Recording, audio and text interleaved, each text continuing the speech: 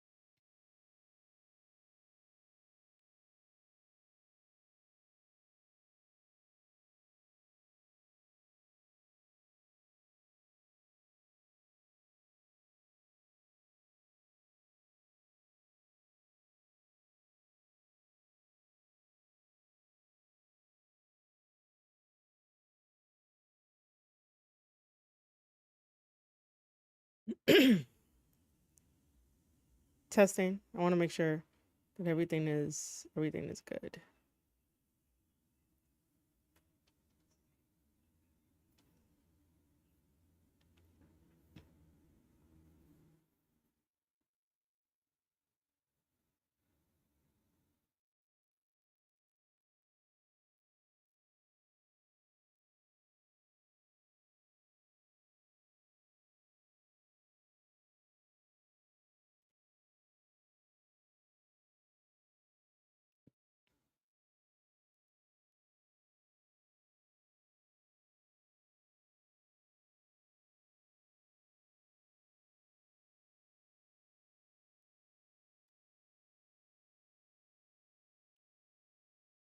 So 3 p.m. might be the worst time to start a live stream.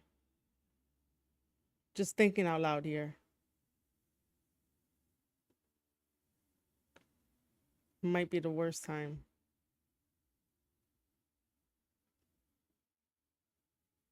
Unless it's not connecting well.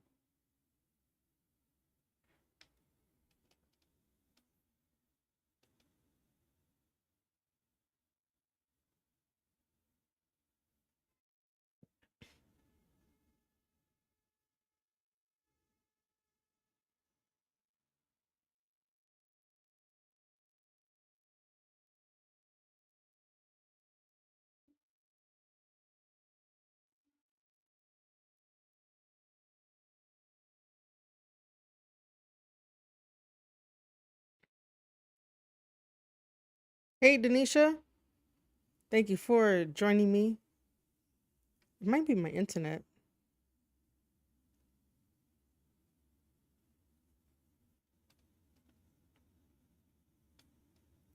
This is like the first time that I'm able to basically go to all my social medias, like all my platforms, um, and tell everybody that I'm live. I can't wait either. And I am still like really over the moon that you decided to buy a shirt.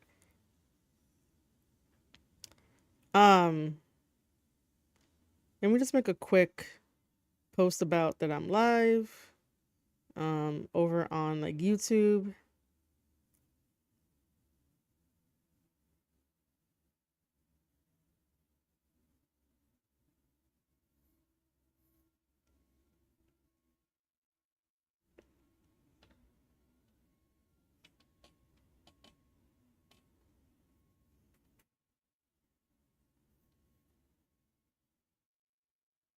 Okay.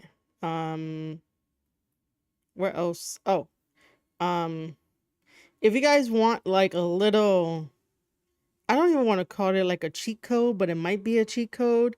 Use Pinterest for your social media, like add it onto your social media stuff to do. If you are a content creator, use Pinterest. That helps. Because Pinterest is another type of search engine. So you want to make sure that if you are a content creator out there and you're like listening to me at this very moment, that being a content creator means that you want people to find your stuff, and Pinterest is another great example of finding something that you want. Because you gotta think of it like a Google or a Yahoo kind of thing, you know. So Pinterest is good for that if you're a content creator. Um, I've included my link to like everywhere that I could. And I do appreciate people showing up and whatnot. It's just that doing the stream a little bit later was only because I wanted to finally get some more done in Fortnite Legos, because I've been playing that like nonstop because of the new updates. But also I also uploaded a video, not to the Square Circle podcast, to Ravage Lands Production, the other YouTube channel that I do behind the scenes for, which is a gaming channel, a reaction channel, media press in the gaming industry as well. And I uploaded a video that's going to be dropping at 7 p.m. today, reacting to ghost videos. I'm not on camera. It is Ravage Dragon. So if you guys don't know, we are sharing my one laptop, and I really do need a second laptop. I really, really, really do. But we're trying to make the best of it between myself and him when it comes to content creation, when it comes to like streaming and stuff like that. So yeah, that's just that. I'm gonna grab my camera because I'm gonna put on my camera.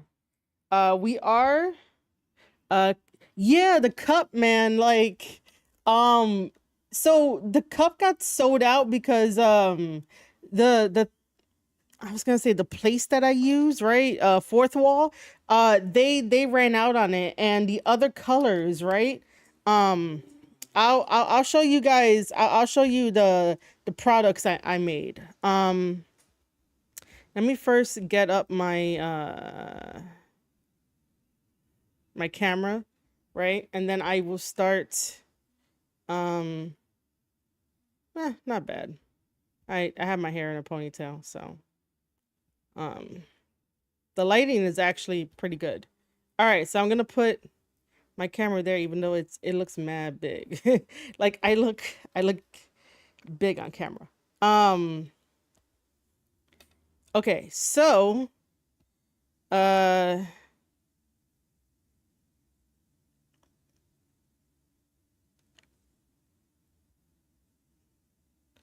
okay, so you know what I should do?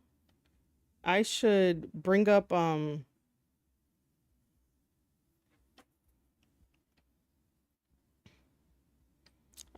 the pictures and do like a little carousel kind of thing, just so that way like you guys can see the other cups. So on my fourth wall I have tumblers, and I really do love them. Um but a particular color is currently sold out. And I'm just like, man, and that's basically the company has it sold out. Whoever the manufacturer is, right? It's not making that color at the moment, and I don't know when they're gonna get the color back. So basically, let me just quickly, okay, so that's not what I need. So basically I don't want to make a whole new color or put up a whole new color just because of I forget which one I need to use. Um that's not it. Uh yeah, so I don't want to put up a whole new color. I am trying to multitask and talk at the same time. Um because I keep forgetting, is it Windows Capture? It's Windows Capture. Yeah, it's Windows capture. So why can this not show? There we go.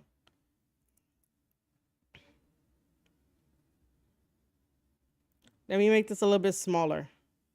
Okay. So this is um so this is the product, right? I took pictures of like how the green would look. The green doesn't look that, well, even with like standalone stuff. And then there's a pink one. The pink one is okay. Like I don't mind having a pink tumbler with star rated on it. I don't mind having that. I just don't know about like everyone else, like what they think. Um, Another one, and then this is the color that Denisha is talking about, is this nice like navy blue color. And I was like, I fell in love with that color, and I was like, yeah, this is the color that I want.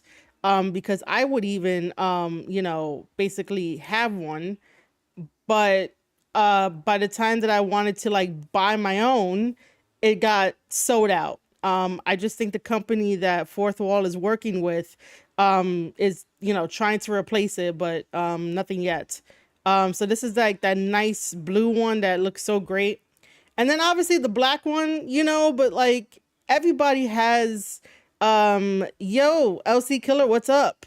Um, but everybody has like something that's like black in their household, whether it's like a cup, a tumbler, maybe clothes, because they say that if you wear like darker clothes, including like the color black for like clothes, it makes it look slimmer. So there's the black one. I don't know if people want me to put up the black one. Yeah, that those are the colors that I liked. You know those are the colors that I liked.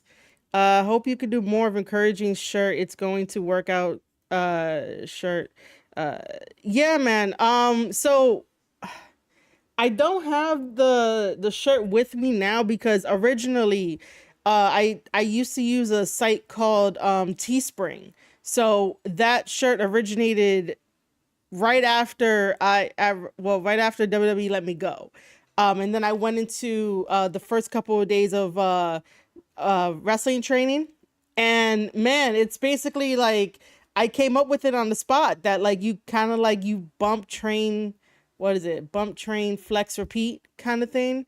If people don't know what I'm talking about, I will show you guys. But yeah, I just don't like advertise my stuff a lot more, even though I have the means to do it, and I'm always want to talk about it and stuff like that. I just don't want um I just don't want like people to get tired about it in a way. But yeah, I totally appreciate you saying that, Denisha, that it's gonna work out. I believe it's gonna work out. I could tell you right now that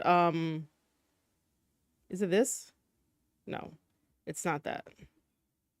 It's this. I could tell you right now that we are getting closer and closer to getting the YouTube partner program. We're getting closer, guys. We're getting so much closer. The only thing I need to complete is the 3,000 hours of watch time, and we're getting there. And I want to thank you guys for watching, reacting, commenting, liking, like all the kind of stuff that you guys do. But yeah, for anybody out there that don't know, this is my fourth wall. Fourth wall is very similar to Patreon, but in my opinion, it is a whole lot better, because you have everything all in one place, and fourth wall does not take like a huge amount of percentage when you start making money on Patreon, depending on what tier that you have with Patreon. Meaning, like if you have like the starter, the pro, and maybe like the business one. I know like the third one is like 12%. And then like I think starter might be, or like somewhere in between is like 8%. So like Patreon charges you like a lot of percentage to keep that thing running, and it's not like very, very beneficial. This is my fourth wall. I want to make sure everyone can see it. Yeah. This is my fourth wall. You guys can't see everything. Okay. Um, Sis, I going to work out. That going to sweat, get stronger every day. Um, I'm glad I met you too, Denisha. You're amazing, and I again thank you. And yeah, work out as hard as you want, man. I gotta follow suit one of these days. I gotta train myself to like have like non-negotiables and like go and do it. And even do some stuff at home. I just haven't, but that's just on me, but I know I have to. But yeah, back to talking about fourth wall. So in fourth wall, you basically have your own website. I have yet to purchase my own like domain name, but you get your own website. Patreon really doesn't give you that because you still have to tell people, I mean, I still tell people to go to my fourth wall, but this is basically your own website. You get to meet me here, right? I get to tell you who I am. Um, then you get to see all the pictures, everything that I've done in the business. This whole big collage here is me going to WWE Monday through Friday, back and forth on the Metro North from here to Connecticut. These are all the train tickets. This is a vlog that I did over in New Jersey when I was doing vlogs for IWA over there, hanging out with the guys.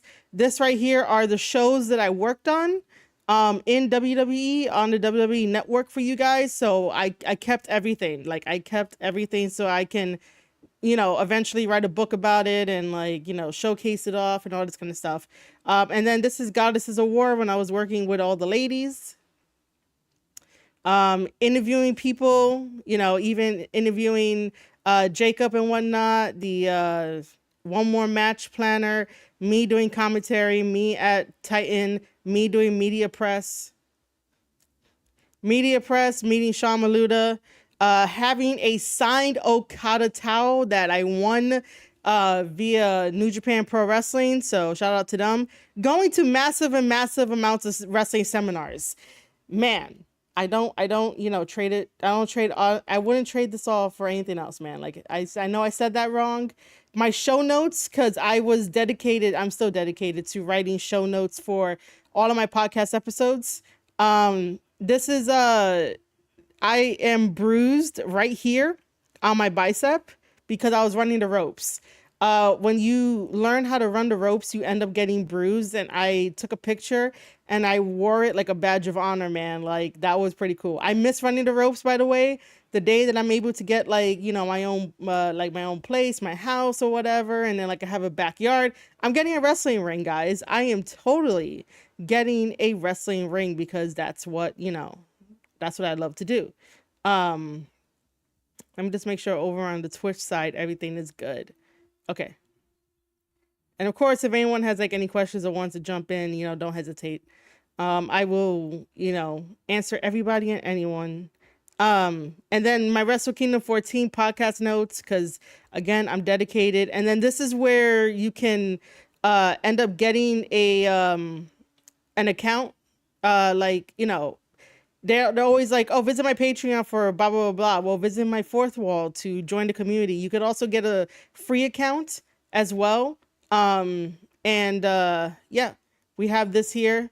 And then you also could pay 15% annually. And the cool thing about fourth wall is that it allows you to do this early on Patreon. If you're brand new to Patreon, you do not get that option. On fourth wall, they give it to you automatically. And if you want, you could take some, if you want to be on Twitch. Well, I mean, Twitch subs receive this promotional price, just so you know. And then this is the Star Rated sweatshirt. I have the hoodie. But yeah, these are all the merchandise. You could get some pins if you like pins. This is the cup that Denisha is talking about that is sold out. Like I said, it's the company that they get it from. They haven't replaced it yet. I don't know when they're going to replace it. I should email them about it. But like, I like that color. This color is amazing. I did a journal because I like journals. So if you guys enjoy wrestling, you guys can grab one. And then this is a shirt that Denisha is talking about the bump flex train repeat shirt. So like I said, I was training. This was like 2 days after WWE Let Me Go, and it really is like this. You bump, you flex, you start training, and then like you do the whole thing on repeat, man. But yeah, it comes in black, it comes in this like navy, it comes in red, and it also comes in a blue color. Of course, I have like a lot of shirts that are black, but I've been trying to branch out. It's either like black or purple.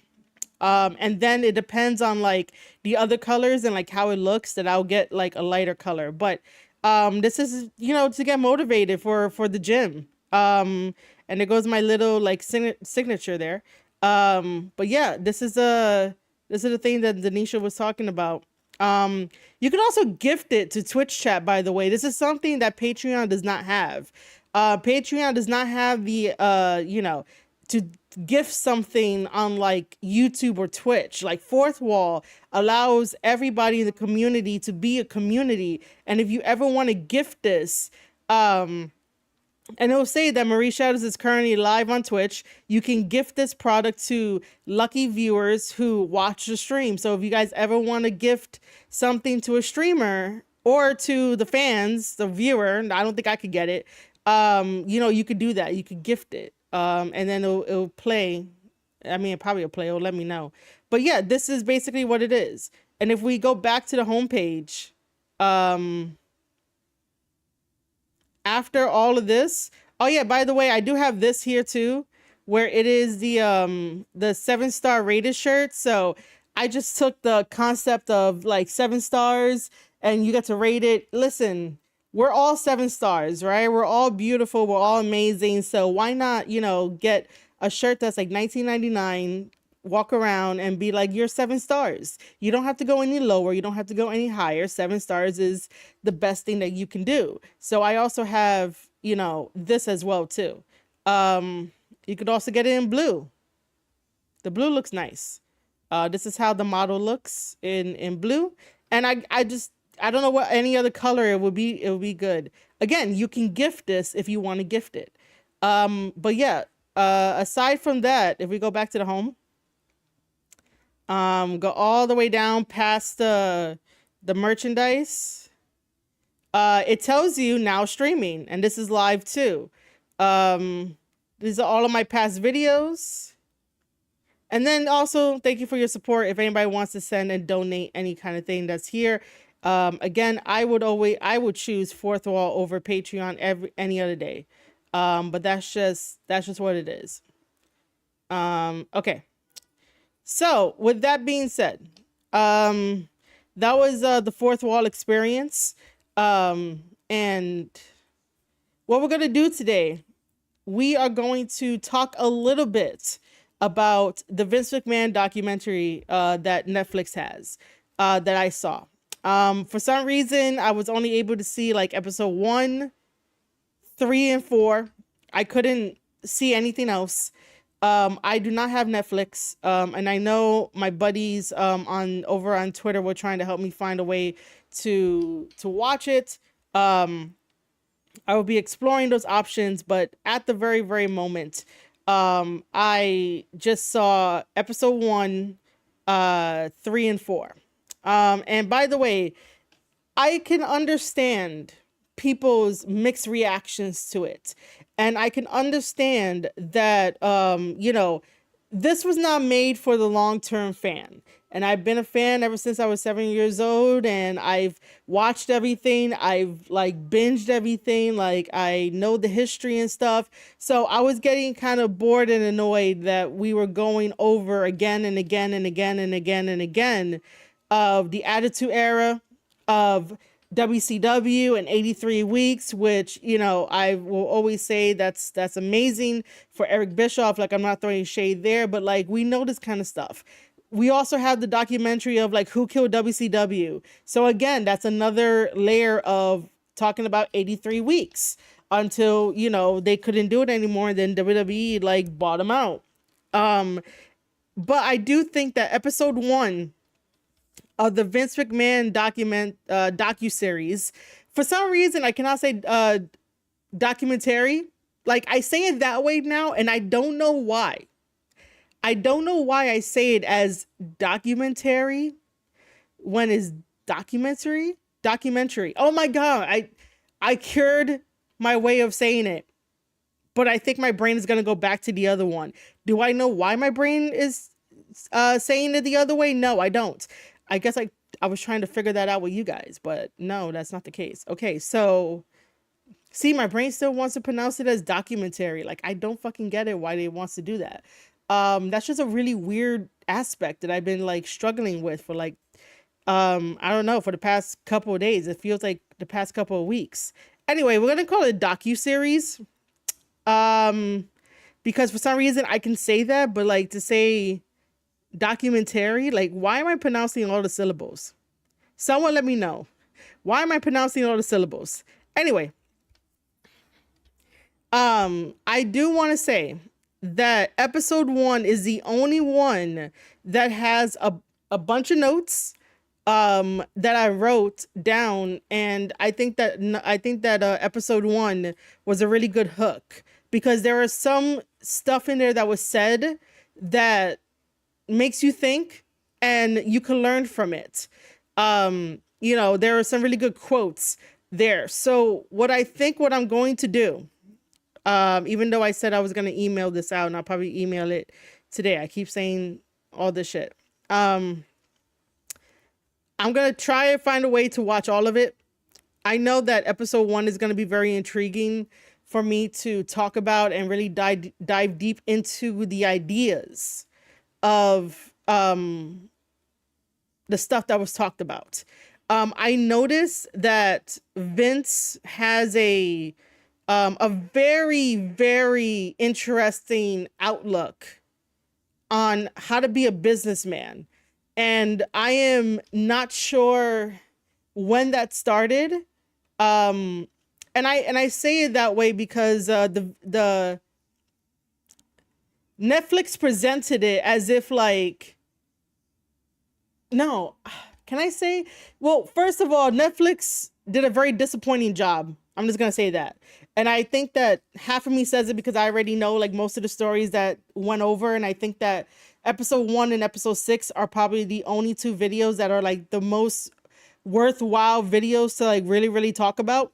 The other ones are not really worthwhile because we already know.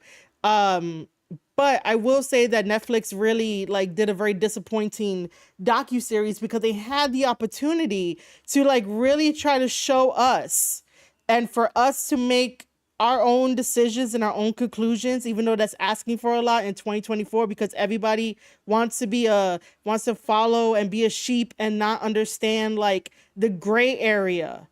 Vince McMahon is in the gray area. There is no like black and white and like choosing a side. Like if you really want to dissect Vince McMahon and his brain and everything that he went through, it has to be neutral. It has to be a layer of understanding. And then obviously there has to be like some layers of like moral issues and whatnot. But for the most part, it has to be neutral to understand the bigger picture of like what he was dealing with, what he was thinking, how he was thinking. Like to try and understand Vince McMahon, there is no black and white. There is no pick your side or else. It is down the middle. And that is what I want to try to do with episode 1, that it is down the middle. Because again, this is a guy that he even said in the first episode, I'm not sure if people picked up on this, but he is a guy in the first episode that said that he is still trying to figure out who he is. This guy is hitting close to 80 years old. And he said that he is still trying to figure out who he is. And that is very, very powerful at this stage in the game and this late in the game when it comes to, who is Vince McMahon? Like, what is he doing? Like all this kind of stuff. I do think that people most of the time just jump the gun and they want to be a pretend activist when it comes to talking about Vince McMahon rather than trying to listen, digest what he's saying, and even listen again. Because sometimes on the first listen, excuse me, because sometimes on the first listen you don't get everything, you don't hear everything, and then on the second, third listens you're like, okay, now I understand a little bit more, now I can, talk about it a little bit more. But I do think that episode 1 of the docu-series is very well done for me to have like good notes to go over, good stuff to like live by and practice, even though like it's probably like pretty heavy, but like in the world that we built, right? And we're talking about America. We built such a capitalistic system that if you look at the way that Vince did business, um, he was building something together with the other territories, even though we always say that he was buying them out and that the territories, are no longer with us. However, because WWE created the WWE network, you guys were able to go back in a time period where most of us was not even born yet to kind of experience that on the WWE network for live streaming, because Vince knew that, live streaming was going to take off. So like, he did his own thing. The one thing that you cannot take away from Vince McMahon is that like he did it all on his own. He did everything on his own. He decided to build this empire, and now we have the empire in Triple H's hands, TKO's hands, even though that too can sort of be like, is it really smart? But as far as we've seen, it's been a very, very smart collaboration is not the word, because TKO is like our stockholders, and Vince sold it to TKO. Which, by the way, in hindsight, it's hilarious, don't you think so? Because in the first episode, I should not like go any further talking about this, but in the first episode, they explained how Vince got, WWF back then, and then now when Vince was like, "Yeah, I'm gonna sell it," like he didn't sell it to any of his kids. Like TKO came along, and his best friend in TKO, Ariel, is his name Ariel? Or is it Emmanuel? No, Ari Emmanuel. Yeah, okay.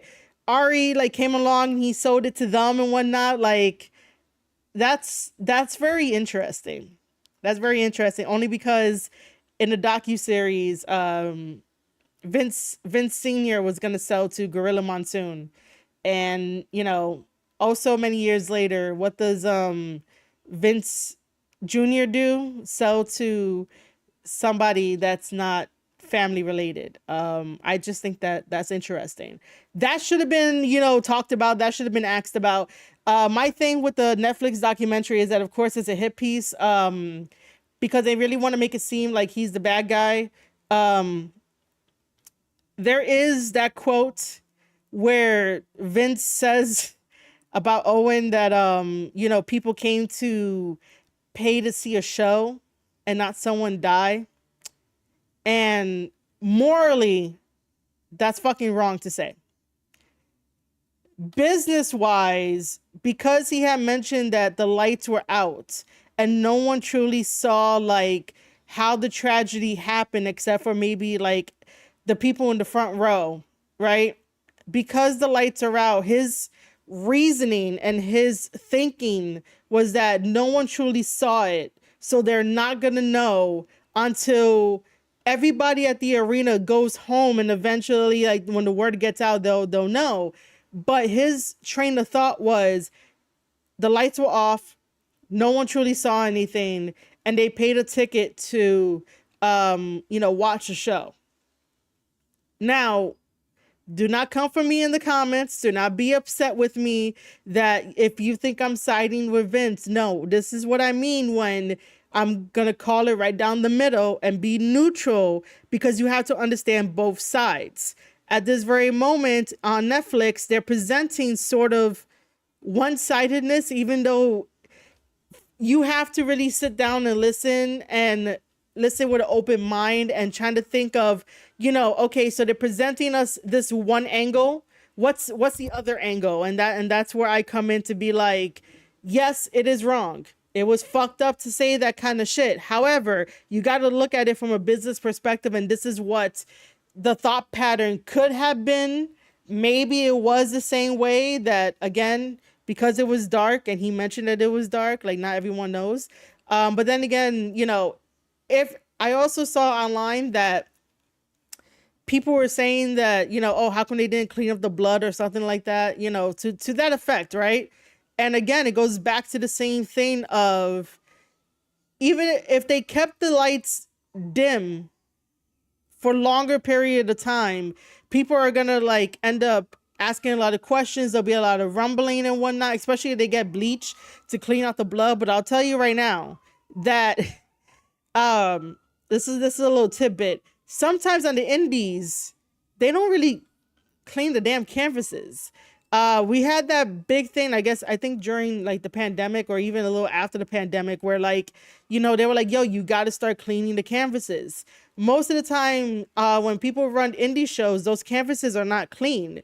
Um, you know, uh, Even if they did decide to like put uh bleach or hydrogen peroxide to get the blood out, which by the way, we all know that, right? We all know that. So I'm only saying that because like we all know that. I might, end up getting like a scratch or something and like blood comes out on my shirt, so I gotta take it off and I use hydrogen peroxide. But yeah, don't come for me for that. I'm just a small content creator. Um but yeah, so even if they did try to get it out, it will still make everybody nervous. It'll still make everybody question everything, even if they did put on the lights and like they had Owen there and people were like, what the fuck happened? But for the most part, it takes, I don't know the process on how long it takes to clean a canvas, but like even if they did try to get the blood out, um it would look so weird. There'll be a lot more questions than answers, and then people will not try to like focus on the show. Um, but again, don't come for me because I did say that it was wrong, like the way that Vince said it, but I'm trying to give you the perspective and the mindset for why he said it that way. And it's like, it's fucking stupid. And I did see someone on Threads blaming Vince for, saying that, Vince like literally uh had him like fall and whatnot. And it's like, you don't know the other story. Um there is a missing piece to the story when Netflix tells it. There's obviously people up there with him on the Raptors, right? Because they have to tell him to, go to jump or whatnot, right? But I remember a version of the story, and this is from like watching so many documentaries about it, that like somebody had pushed him. Somebody had like tapped him on the shoulder and like, basically told him, yeah, is it time to go or whatever the case. Like there could have been like some miscommunication, but that's what I remember from watching all the previous uh documentaries that we have out there. Why does it sound so weird when I say it? Documentaries. But I know it's a touchy subject. I know that it's, very, very like super sensitive. I totally get it. Bret Hart was like in all of his right to be upset at WWE and Vince. But luckily Netflix did say that the company and the faulty wiring and whatnot, they could have vetted the company a little bit more better. And they probably should have went back to the company that they kept using to like lower him down and like go back and just lower him down, not really pick him up. But again, I remember that somebody there was just like, giving him the cue when it really wasn't, or it could have been miscommunication, and then bam, that shit happened, which is very, very unfortunate. Um, but I don't know how many times we're gonna have to talk about all of that stuff without like anything new. There was nothing new that we learned after like so many years, and I'm talking about in general, about like all the stuff that they talk about in the Attitude Era, mentioning WCW. Did I find anything interesting during the WCW thing? Um, Other than that, like Vince was waiting for the perfect time to make a comeback. Um, and then that's where like it sort of just stopped for me because again, the other two videos I couldn't watch. So I had to find a way to like watch the rest of it. But like I said, episode 1 and episode 6 are probably the only two that are like the good episodes because I already know about the in between. But yeah, Netflix definitely made a docu-series that is for casual fans. Now, as I say all that, um, I am going to take a quick break. If you guys have like any questions or anything at all, or you want to say hi and let me know that you guys are here and watching, by all means, drop it in chat. But I am going to take a quick break.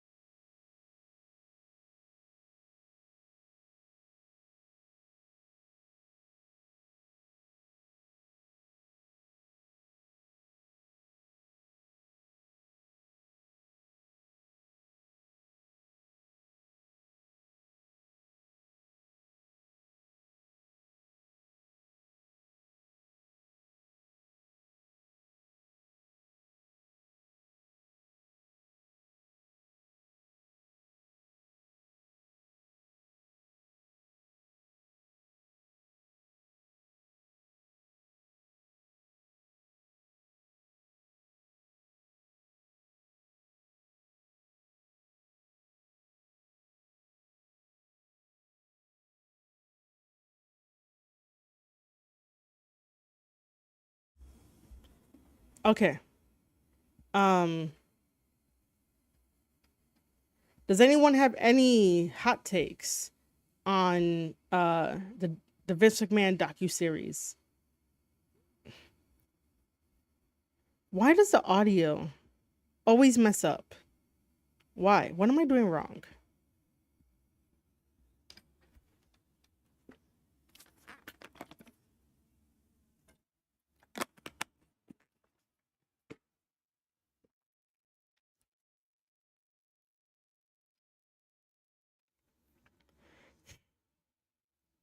I do think that eventually Netflix needs to release the full entire version of the interviews, um of so many like 'cause they said they had like hours upon hours of interviews, right? Like they did so many hours, they did 100 hours. And it's sort of like, well, if you did, then why did you guys cut it up this way? And why did they put it out so fast? You know? But then again, like Netflix wanted to try to make it entertaining and wanted to try to paint Vince in a particular light. But, it's sort of like we know this, there was a time and place that all this happened. Um we know it. So yeah, that's like my take on it so far. I wish Netflix had the perfect opportunity to show all the sides of Vince McMahon that we're probably never going to get unless Vince decides that he's going to drop a book, drop a podcast, or something that's tell all after all of this shit ends, right? Meaning like after the lawsuits, after him paying people or not paying people, like all of his like situations. Like Netflix had the perfect opportunity to tell us something different and maybe give us two different versions of the Vince McMahon documentary. Documentary. I still don't know why. I can't say it the right way. Um so I will say that for right now that is what I have. I will probably create episode 1. And I will talk about the notes that I have, deep dive into the notes. Again, try to give you as a neutral answer as possible because like this could easily go to like one side. And that's not what I like to do. I don't like to just be like, "Oh my god, guys, you know, it's either this side or that side. Which side are you guys on?" No, it's more like here's a situation, here's what was said. Let's talk about it, let's dissect it, and then I will let you guys make up your mind and whatever conclusions that you come to, that's on your own thing. But I don't want to be like, oh, you know, you guys should, you know, be on this side more than anything because of X, Y, and Z, and that's because I what I believe. Like, no, no, no, no, no. You guys have your own mind. You guys have your own feelings, your own morals. We're not going to agree on everything, which, you know, that's the beauty of us being like friends, humans, and even like acquaintances. But for the most part, it's like, you know, I will let you decide. But I do think that the concepts and the other things that are explored in episode 1 are very good to go over, especially if you want to be like an aspiring entrepreneur or an aspiring business person. Like, I think that some of that stuff is helpful. And that's why I, you know, want to go over episode 1. Now, do I want to go over the other ones? That's up to my community to let me know. I don't know how to approach the other episodes. If I was able to watch episode 6, I know that would be a straight like podcast episode, a reaction episode. But like everything in between is like I already know this. People already know this. If you started watching wrestling during the pandemic era, then you know you got caught up to speed. But like Vince said, it was a different time, a different time, different value system. It was just completely different, you know, completely different. That's why you'll hear a lot of people say that, oh, they missed the 90s or they missed the 80s or maybe like they missed the 2000s for like some odd reason. But, you know, there's a reason why they say this kind of stuff. Other than that, I guess let's start watching some videos. Um, We're gonna watch a combination of videos. I don't have like a direct list of watching videos, right? So we're gonna watch just a bunch of videos from Corrnette, Vince Russo, and Stevie Richards. Some stuff that I like, you know, think that we can talk about and whatnot. So I think that we can definitely do that. Um, I don't I We are not gonna watch anything that goes over episode 1 of the Vince McMahon docu-series. Like we're not gonna do that.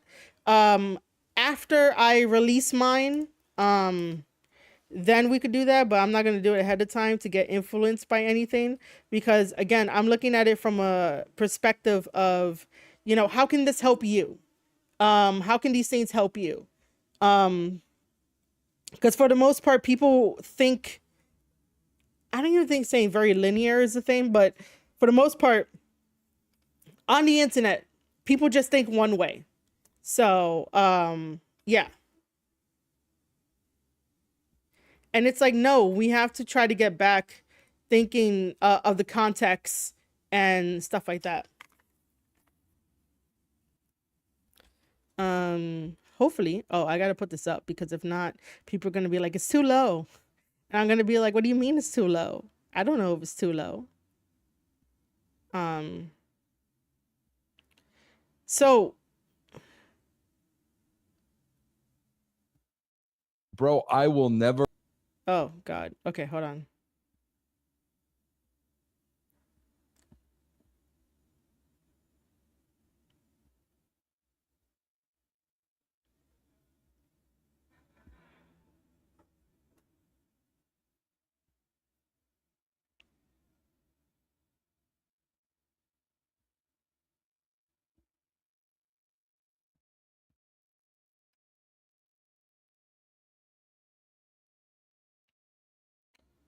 What am I doing? No, that's not what I want.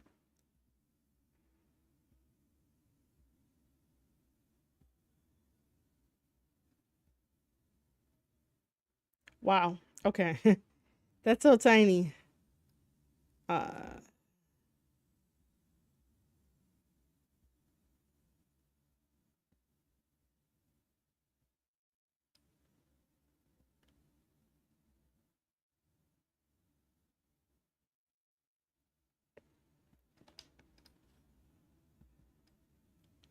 so I know we're gonna watch this, but I will be right back. Um,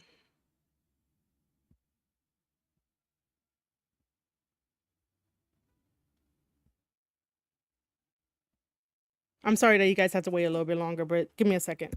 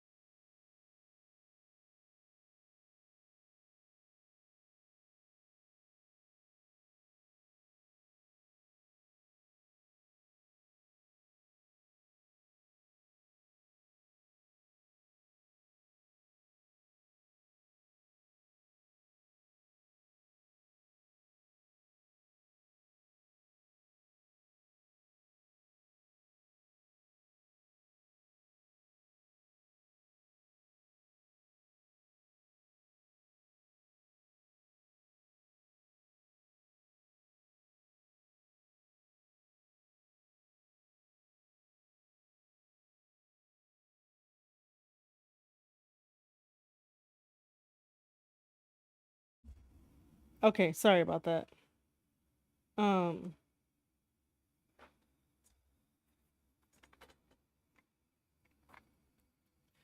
okay, so like I was saying that I feel sort of like I might end up getting not really backlash or anything, but there might be some commenters at the end of this on the VOD where, they'll probably tell me what's on their mind according well for the Owen Hart situation.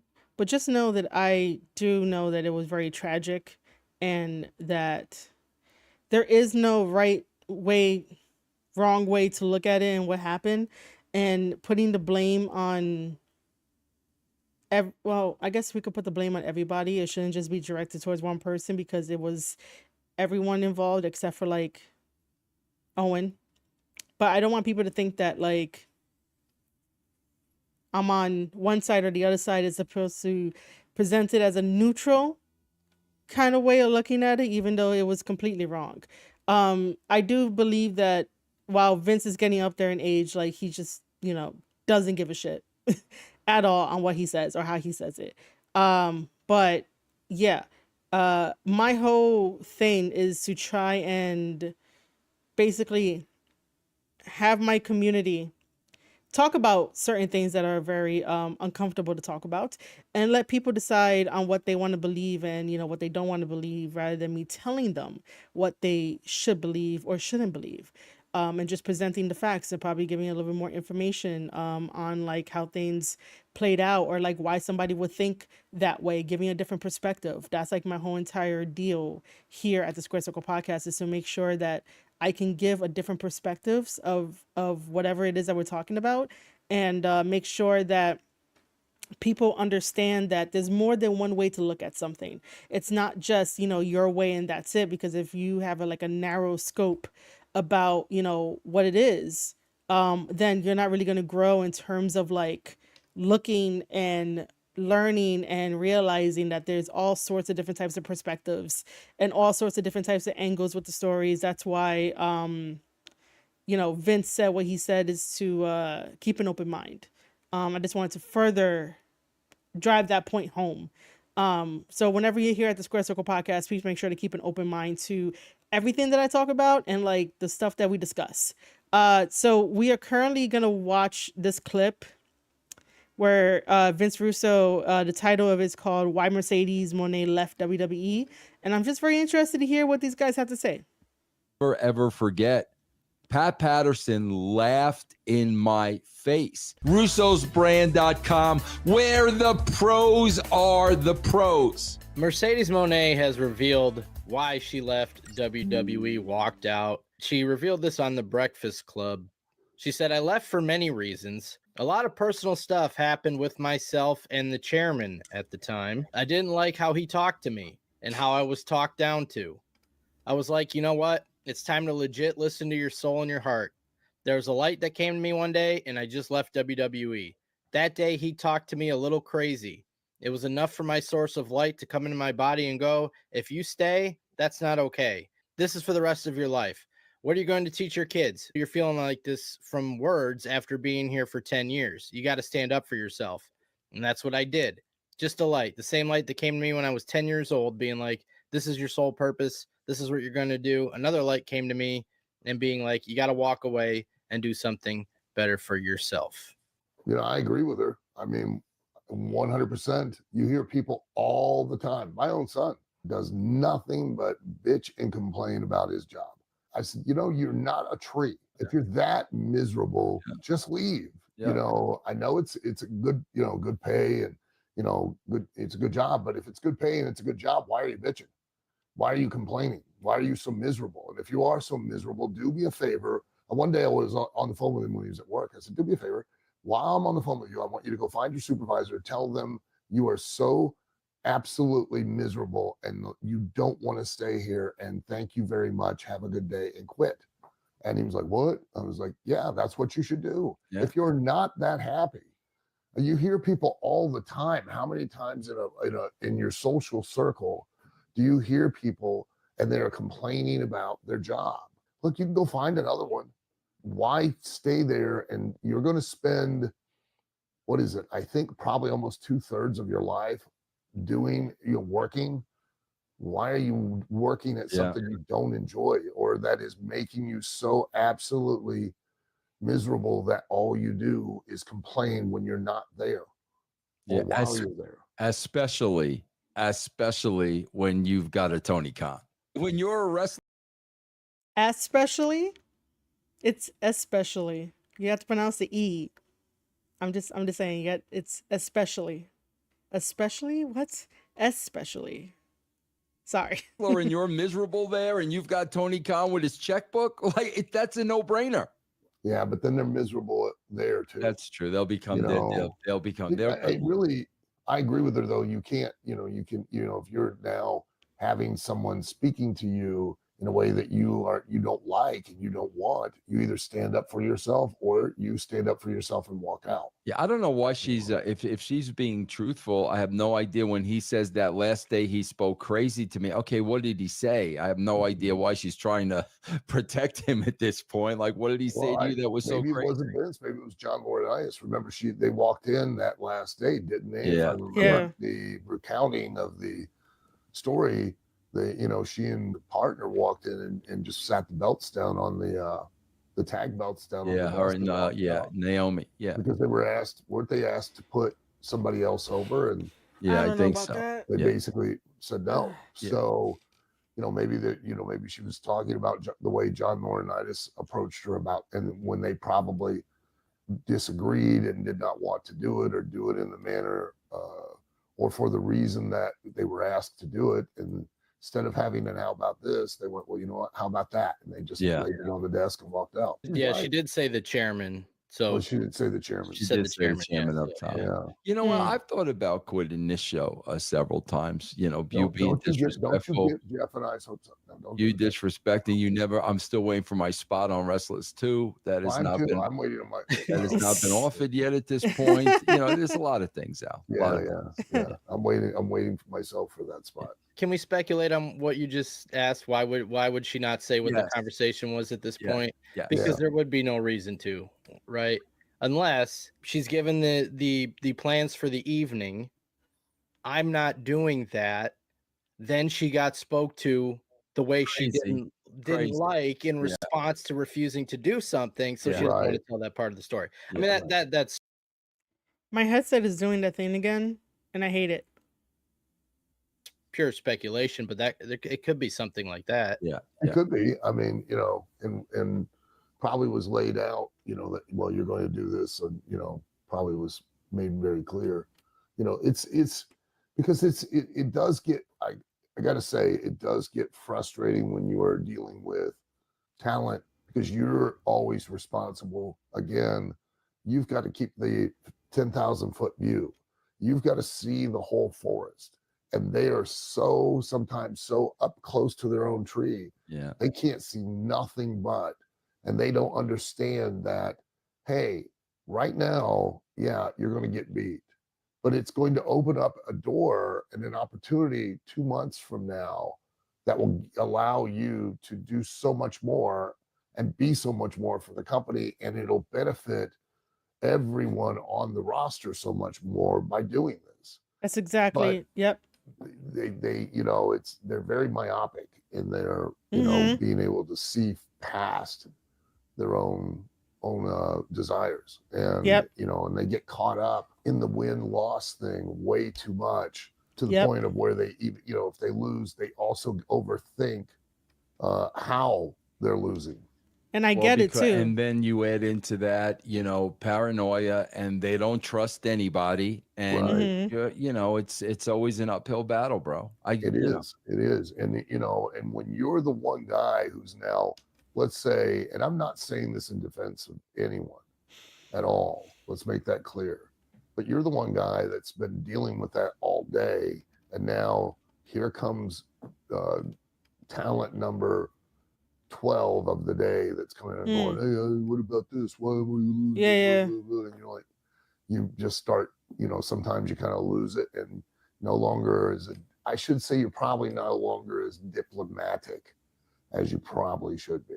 And it's funny because, like, you know, back when you talk about working with pros, again, back in the day, bro, when I started writing and there was clearly a transition over to much more into entertainment, bro, I will never, ever forget Pat Patterson laughed in my face. But here's the difference, bro.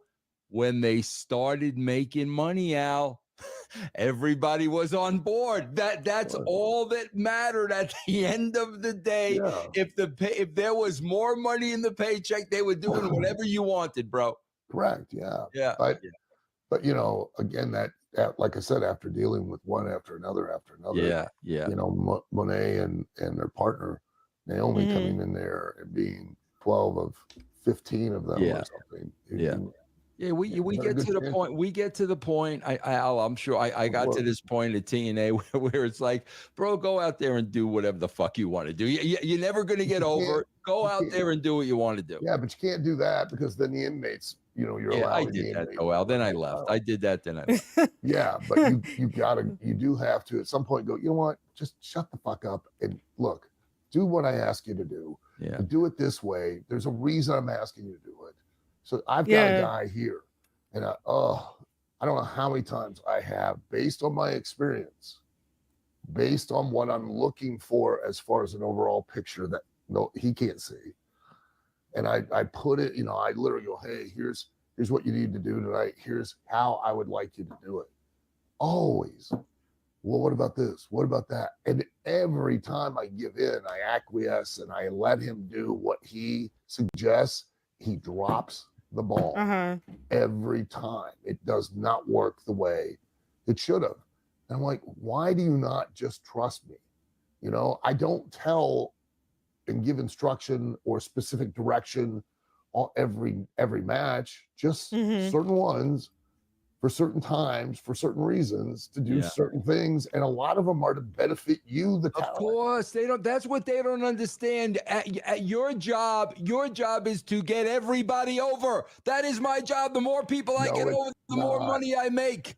Why is that so hard for them to understand, bro? Because you're burying them, Vince. That's the part that drives me crazy. It benefits me to get as many people over as possible. So I'm trying to bury you? Yeah, why would I bury anybody? Right. Well, because otherwise, if I bury somebody, then they have no value to me going forward. Isn't that ridiculous, Al? I want everybody to mean something. Oh, you know, my I can't God. have everyone mean everything. I got to have everyone mean something, but I'm not going to try to make anyone mean nothing. And yet they cannot get out of their own way. They cannot fathom that, bro, which is the most ridiculous notion. Yeah, bro, I'm spending my time booking you so I can bury you. And how do I benefit from that? Here's my other favorite, because like, remember we had, you know, Raw had Heat, SmackDown had Velocity. Yeah. Now we have a post-produced show we call Overdrive. So they now, I knew it was going to.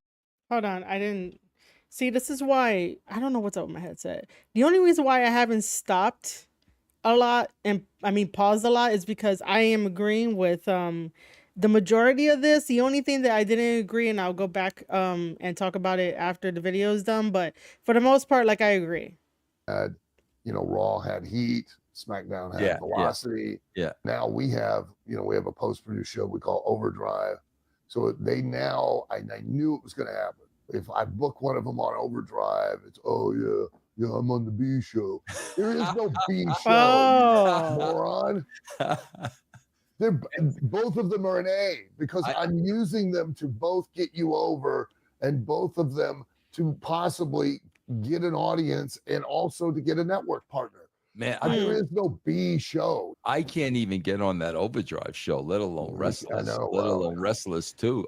What else you got for Al? A lot of wisdom today from Al. Okay. I'm gonna have to agree. There is definitely a lot of wisdom from Al Snow there. I didn't realize that he has such a deep voice. Especially hearing it in my headset, like so close to my ears.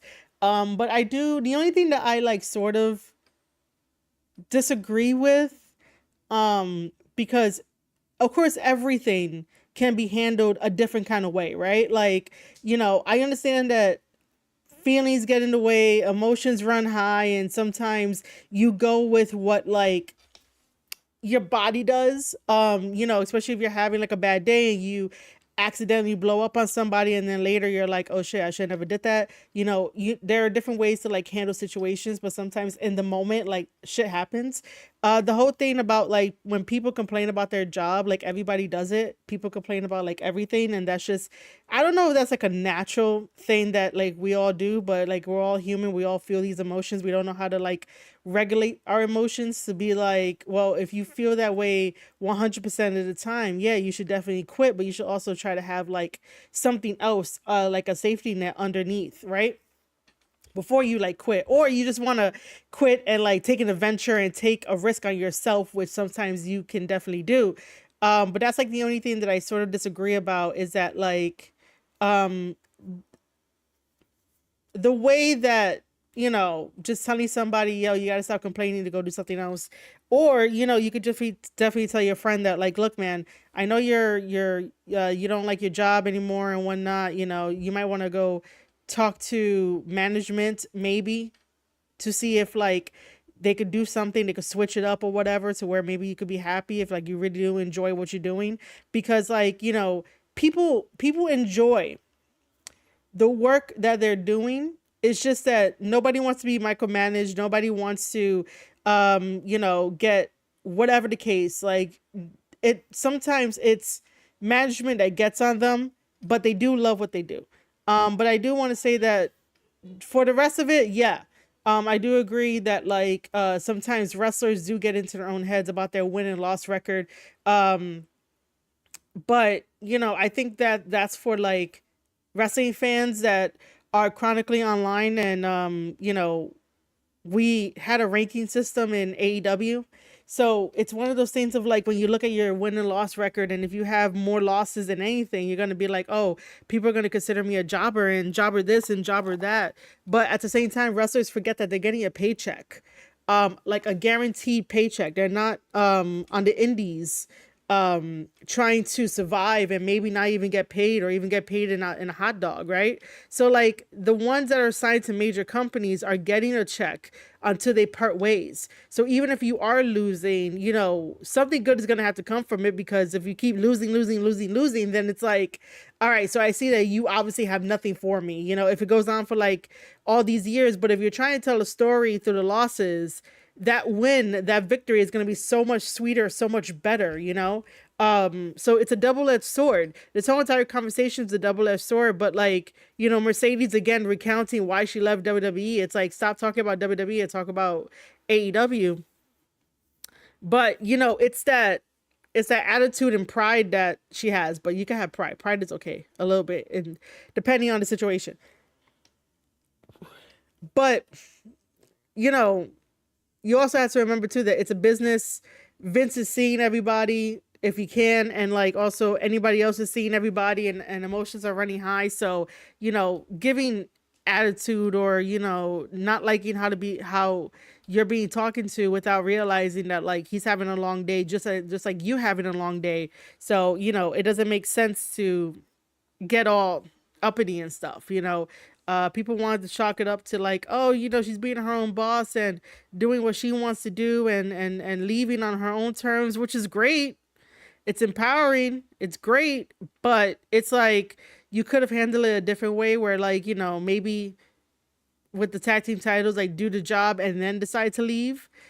Because then it would have looked better. Hey, with Priceline VIP family, It would have looked better, and like it would not have the same bad connotation for what they said on commentary about them. So, you know, that's just my two cents. But Al Snow is completely right. The other thing too is that I don't understand the whole the wrestler thinks that somebody is burying them when they're getting booked. It's like, no, I don't think that's how that works. Like, they're not burying you. Like, you're not going to go to the B show. And even if you did go to the B show, make it like the best B show in your mind. You know, like you're there to work. Yeah, everybody wants to be on the A show, but not everybody could be on the A show.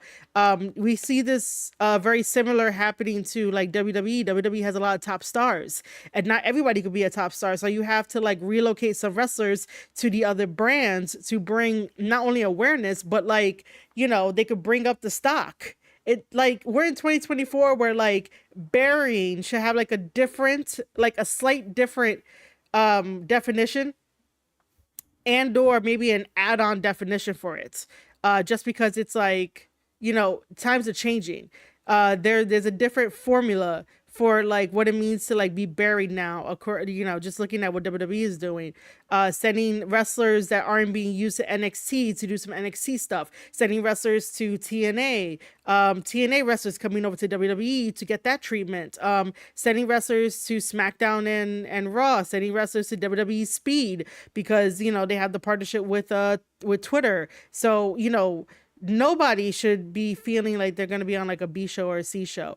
It's just that for years before Vince McMahon got out of power, he made it that way, and he let you know like this show is like definitely the B show. This show is definitely the C show. Like he made you realize that. Now in 2024, Triple H is like, nope, we're not having that. Every single show you're on is going to be the best show ever, and we're going to have some fun here. This video is basically Vince Russo talking to Stevie Richards about why he left social media. And I thought that was very interesting. I wanted to see the video, and I wanted to see it with you guys. Yo, Lion, what's up? How's it going? Welcome to the chat. Welcome to the chat. Welcome to the stream.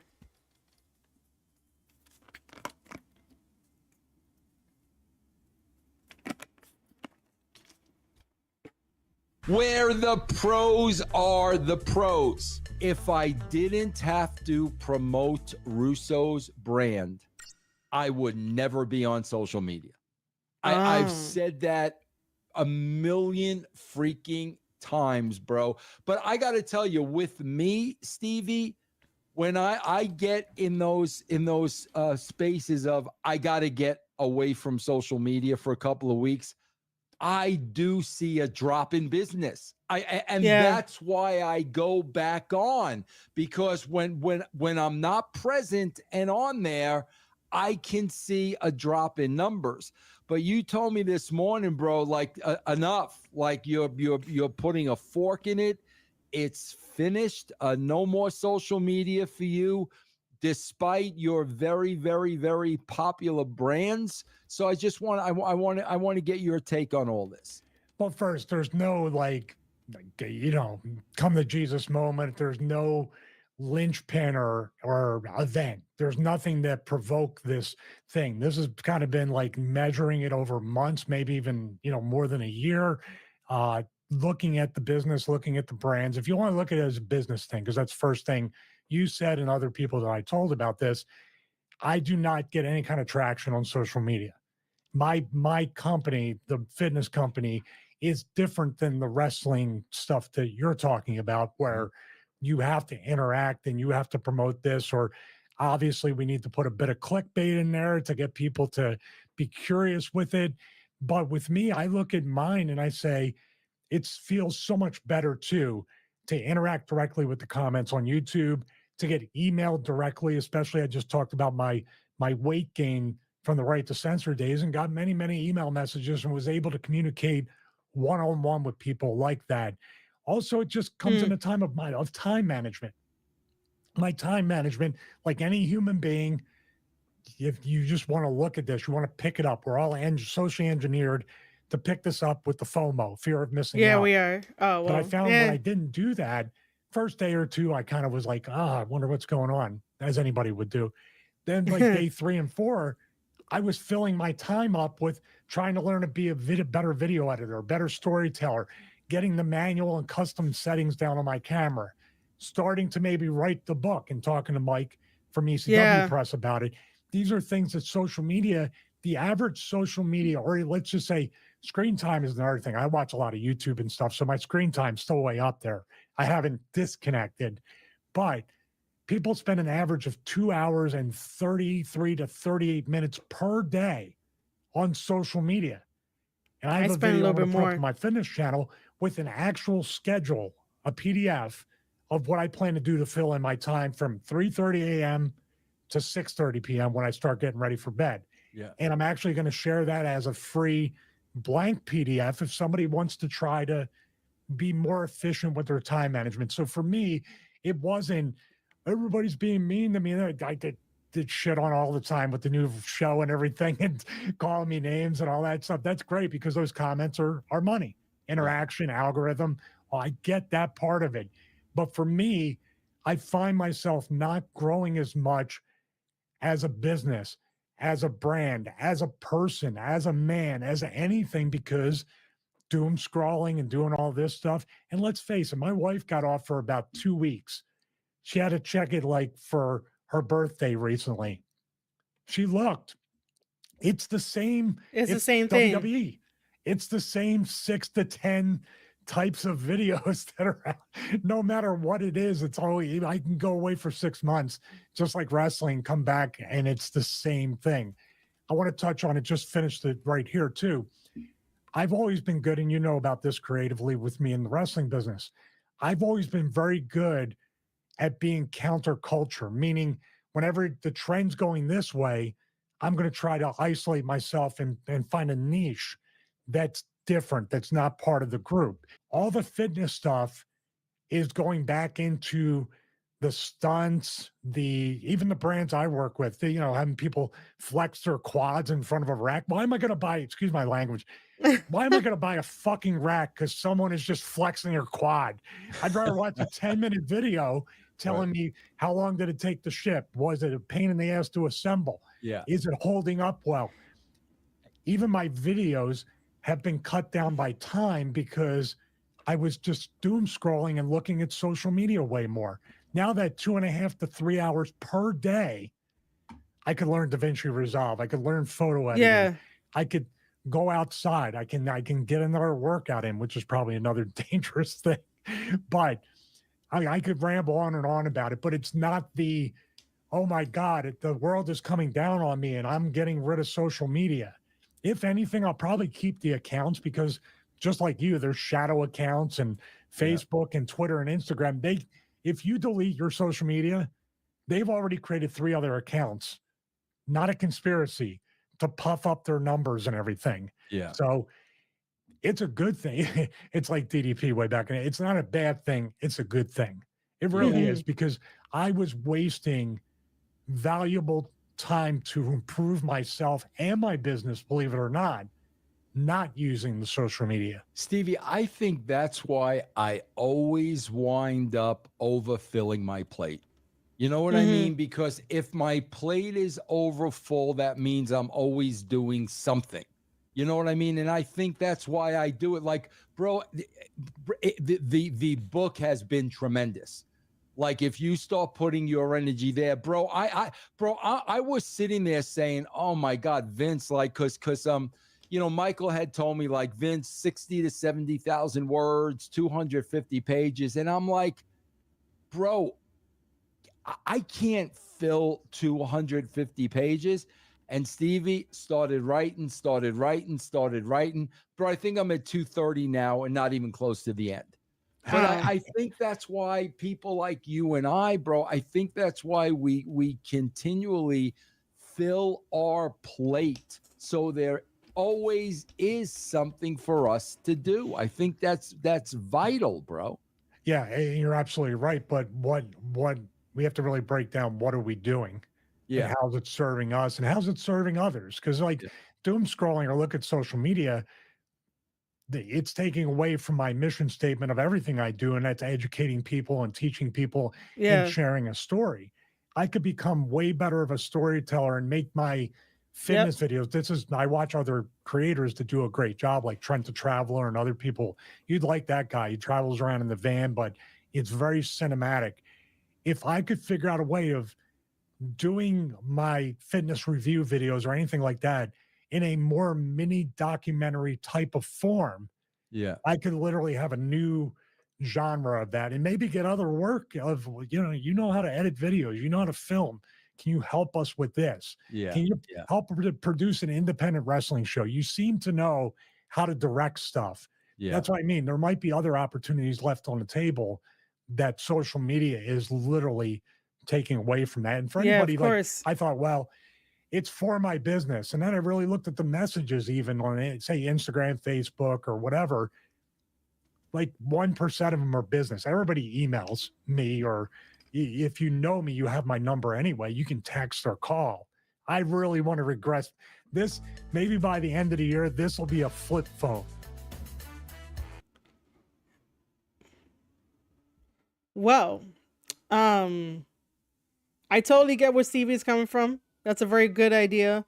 For most of the part, like big content creators and big streamers obviously like use Discord a lot to make sure that they stay in connection with their community. I have a Discord as well. If you guys have not, you know, decided to join the Discord, you can. You could also check out, again, Fourth Wall as well.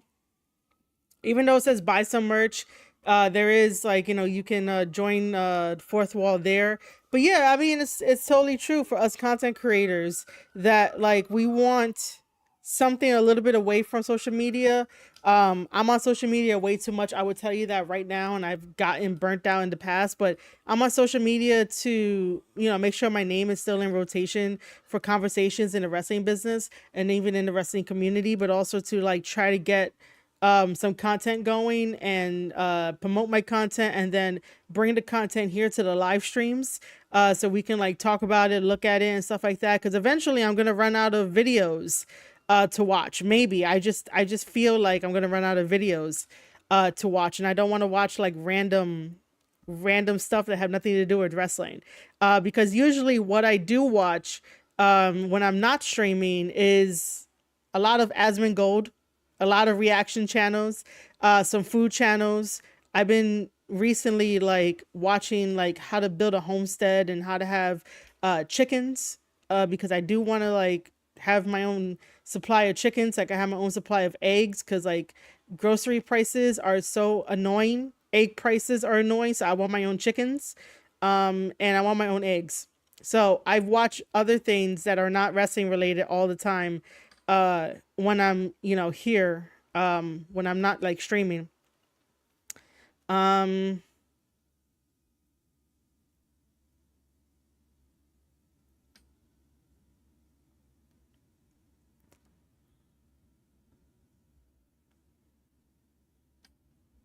Okay. We'll save Jim Cornette for last. Also, if you do join the Discord, and I keep saying this, I just don't know why no one has used it yet.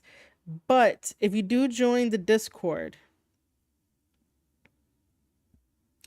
you can suggest videos for me to watch and react to live right here on youtube.com/Square Circle Podcast, and also on twitch.tv/Maria_Shadows.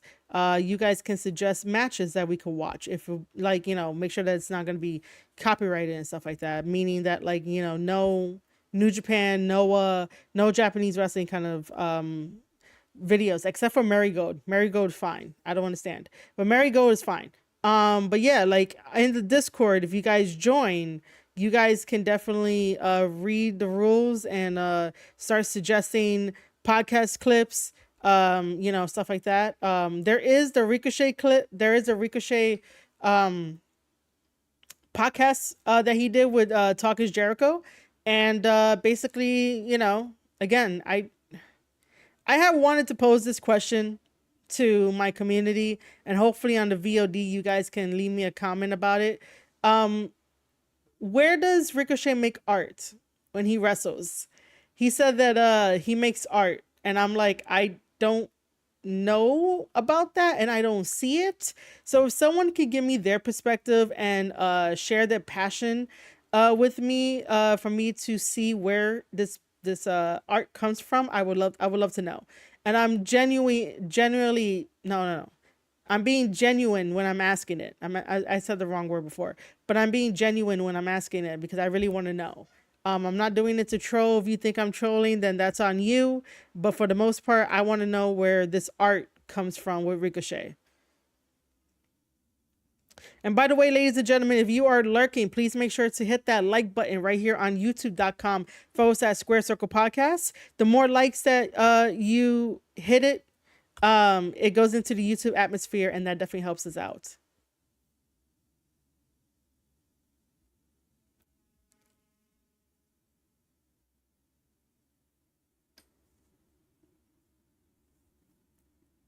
Was there something? I think I'm looking at Stevie's thing, and I think I wanted to watch something, but I don't remember what it was.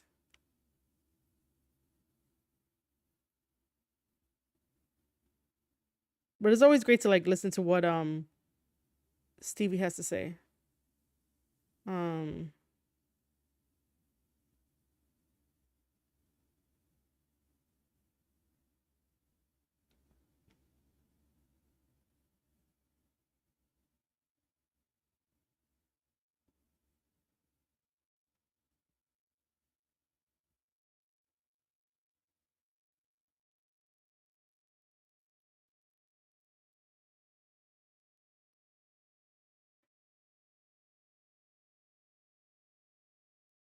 I don't think.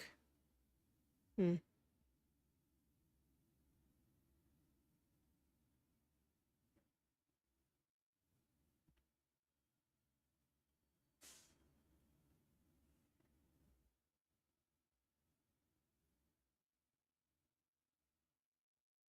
Oh. Um. Hmm. Maybe not.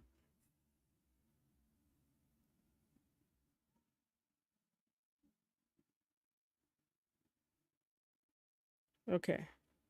Let me.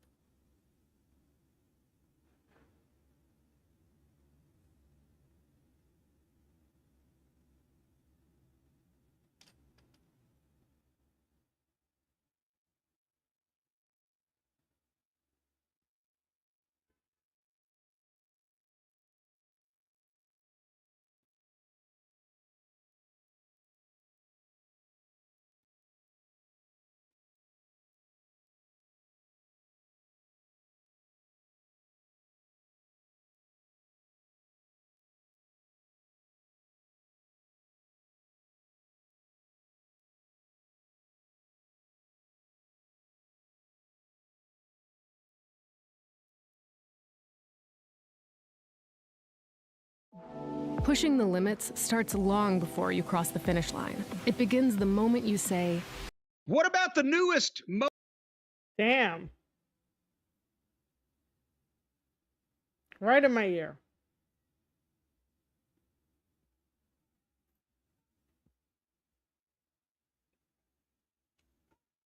Right in my ear. All right. By the way, I've been drinking a lot of water, so like I am just taking breaks so much. Anyway, I'll be right back.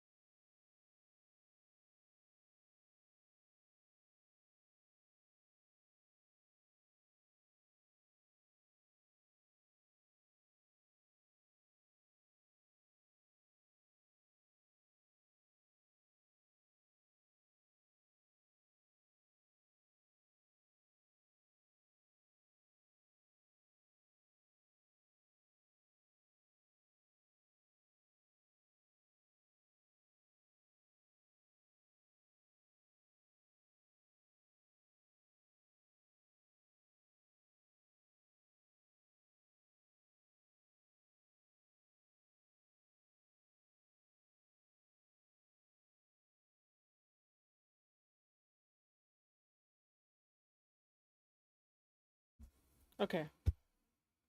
This is a Jim Cornette video instead.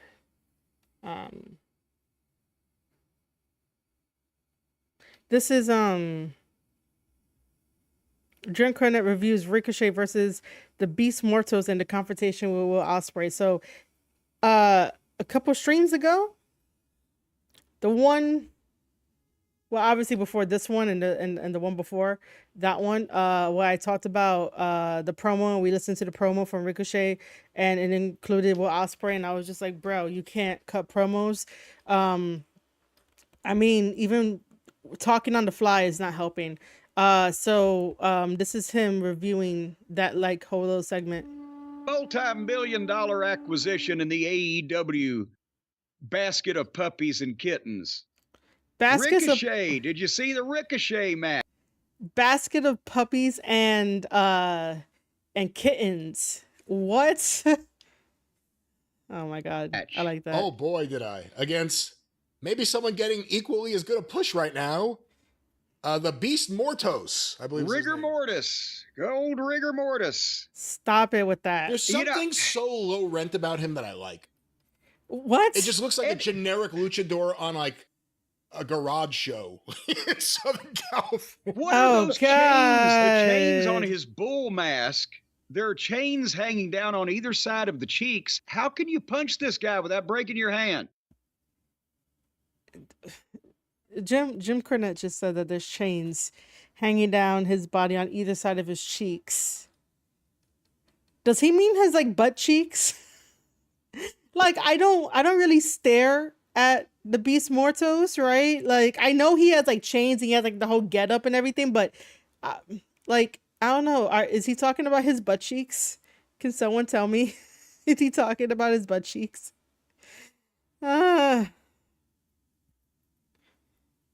See, he's smart. Well, anyway, this I got a little bit of it, and I had to get some relief. I had to fast forward through it because it's sloppy, nonsensical, aggressive parkour because you got what you got here. But it took their new big star Ricochet, who is what'd you say? A couple weeks ago. How long is it going to take him to be one of the boys? I said about 3 or 4 weeks. Yeah, it took maybe. Here you go.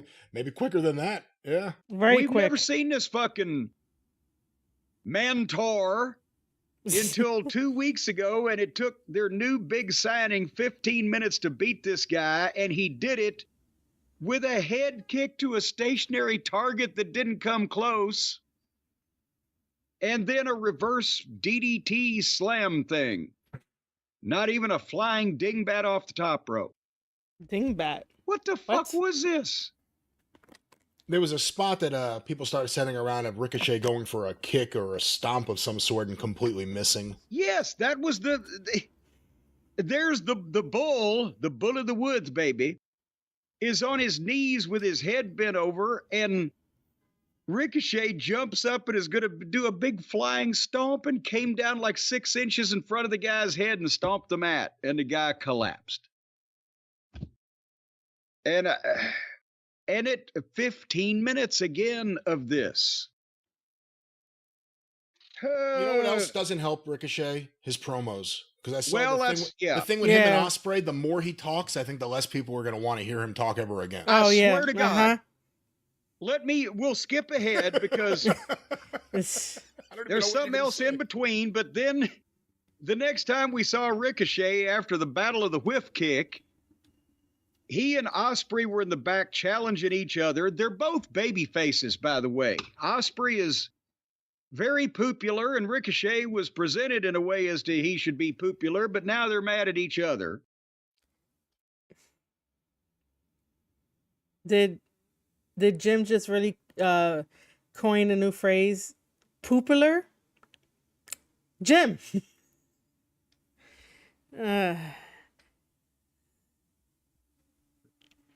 And they're going to fight on October 2nd for the international title. Boy, whoopee, can't wait. And here's what I wrote. The longer Ricochet talks, the worse it is. Yep. Yeah. It's the truth. Yep. Ospreay, you can't even understand what he's saying, but at least he holds you. Yeah, you're trying to figure it out. But with Ricochet, you hear it and you're like, you're not really stirred by it. Yeah, you're like, I hate this guy. I don't want to hear this guy talk anymore. He's making me not like him at all. Well, I mean, my take is that I don't hate Ricochet. I just have a lot of questions. And the recent interview that he did with Jericho. It's not very good. Meaning that like there's just like a lot of selfish things that I'm just like, bro, you're way too selfish to be in the business. But I could definitely be wrong. Because you have to remember that being in the business and being in a company, it is a team effort. Sometimes, you know, given situations and just given a bunch of stuff, right? Everybody's situation is going to be different, but if someone is telling you like, you know, you shouldn't be doing this, you shouldn't be doing that, I should have saved the picture so that we could like read the quote together. Maybe we should do that afterwards, but I just didn't I just don't like the approach he has when it comes to somebody telling him that you shouldn't be doing this with this other guy in the ring because it doesn't make any sense. There's a reason why he went over to AEW, because he's able to do whatever he wants to do with, regardless of like psychology behind it, regardless if it makes sense or not. Like he just wants to go out there and wrestle, and it's like that's not all what wrestling is. If all you're gonna do is go out there and do moves, and there's nothing to connect the moves to, and there's nothing to like have a cohesion of something and make the people feel great and have them understand a story that you're trying to tell inside the ring, because I believe that's a lost art at the very moment. You know, if you don't understand that, like, then, you know, you lost the point of what it means to be a wrestler. Obviously you cannot just do entertainment stuff, because then, you know, you should just end up being an actor or an actress. But for the most part, you got to learn how to blend and combine both of these things. Very off-putting. Well, you know, Jim, maybe Ricochet, maybe the problem is, what is his problem? Maybe he missed that stomp. Maybe he's talking in a boring manner, in a voice that no one wants to hear. Maybe because he didn't get a good night's sleep. Well, you know, that is the thing. And I'll tell you what, I can tell you from experience, if you're not getting proper sleep, you can be off your game. If you Okay. The main event, let's watch the 6-man tag team match. Explain this one to me, Lucy. Osprey and Felcher and Take a Shit with Don Fallis against the Hartley Boys and O'Cody. Okay. They're all heels except for Osprey, who's supposed to be a babyface, after he asked out of the heel manager's stable. But the heel manager and his friend Felcher asked him to come back for this 6-man tag team match. And, but they're all heels. Who would give a shit about this? It makes no sense. Exactly. What is Don Fallis's purpose there now? Who is trying to get the heat here? Nobody. The one team is the EVPs that have been running rampant. They're not really running rampant anymore, but nothing was ever done to make them stop running rampant. Pretty much. And they pile drove the owner of the company. And it's never been mentioned done again, and except it was just for the NFL documentary, right? Right, and that's what it felt like. That was a big thing this week, where NFL released a day with Tony Khan thing, where he had the neck brace on. Yes. And his idea of selling the angle was being able to do everything he would normally do, just wearing a neck brace. Yes. And other people from other teams were saying, "What's going on with that neck brace?" They were making fun of him. They were mocking him, as you would expect. Much. And he could hear them, and he even said in one of the clips, "Well, see if you like it if you get pile driven." What the fuck is about you? And it seems like now, looking back, that he only did that for this documentary because it did nothing to help the business, nothing to build into future weeks of television. It was a useless, what should have been a major angle. When was the last time it was mentioned on TV? I don't recall. Yeah. I don't recall. It really wasn't. The other thing in that NFL documentary, apparently they showed Tony Schiavone's avatar. They showed Tony Khan 5 years ago, like on an NFL field with his dad. He looked normal, didn't he? It was like another person. It was like another, not to say that if you would have sat down with him, he wouldn't have just spit out a bunch of shit like he does with everyone else. I can vouch for phone calls. But it's like night and day what the wrestling business has done to him. It's night and day. Night and day. So anyway, you had two 6-man heel teams going at each other. Why anybody would give a shit, I have no idea, except for the people who wanted to see a bunch of video game moves, because that's what this was. Nearly a half an hour with the overrun of indie-rific bullshit. Yep. They have their own referee, the corpse ref, Rick Knox. So they can do whatever, the flipping and flopping, the same old shit. I don't know there was a tag in the last 5 minutes of this match, at least. It's just people running at each other and doing things. And most of them look like children. So bad. Shit's got a ton of potential, or did have. He's been wasted. They didn't do anything with him when they had the opportunity. Then they bring in other Japanese wrestlers that are much worse than he is and pay him a lot more. Mm-hmm. Felcher, good young athlete with some kind of focus on something. You could do something with him. Osprey, we've said, needs to be produced, or he'll just be a video game. But the people like him, and you could work with him. And of course, we know the Hardley Boys are a total loss. And Cody, how long is it going to be, Brian, before people quit pretending that this guy can move, or can bump, or can... He can't move. He doesn't bump. His strikes barely connect. He moves like a hippo with a hernia. And he's trying as hard as possible not to get hurt or break a sweat. He moves like he's in quicksand. Can you argue with anything I just said? I have not watched a Okada match in AEW. I can tell you that during New Japan Pro Wrestling, Okada controlled the match, and I basically said this whenever I would to review an Okada match, and whenever I would to tell my fans, like, hey, you know, this is what's happening in New Japan Pro Wrestling. This is what it goes down and whatnot. Okada is a very, well, I mean, I should not. In general, Japan is very traditional, meaning that obviously Okada is like the older one. So like if you're in a match with Okada, you have to follow Okada. Okada dictates the pace of the match. Okada dictates like what happens during the match until you get your comeback in and whatnot. So Okada wrestles at a slower pace because in Japan almost everybody wrestles at a slower pace. You don't really get fast pace. Sometimes you do. Shingo can definitely turn up the fast pace.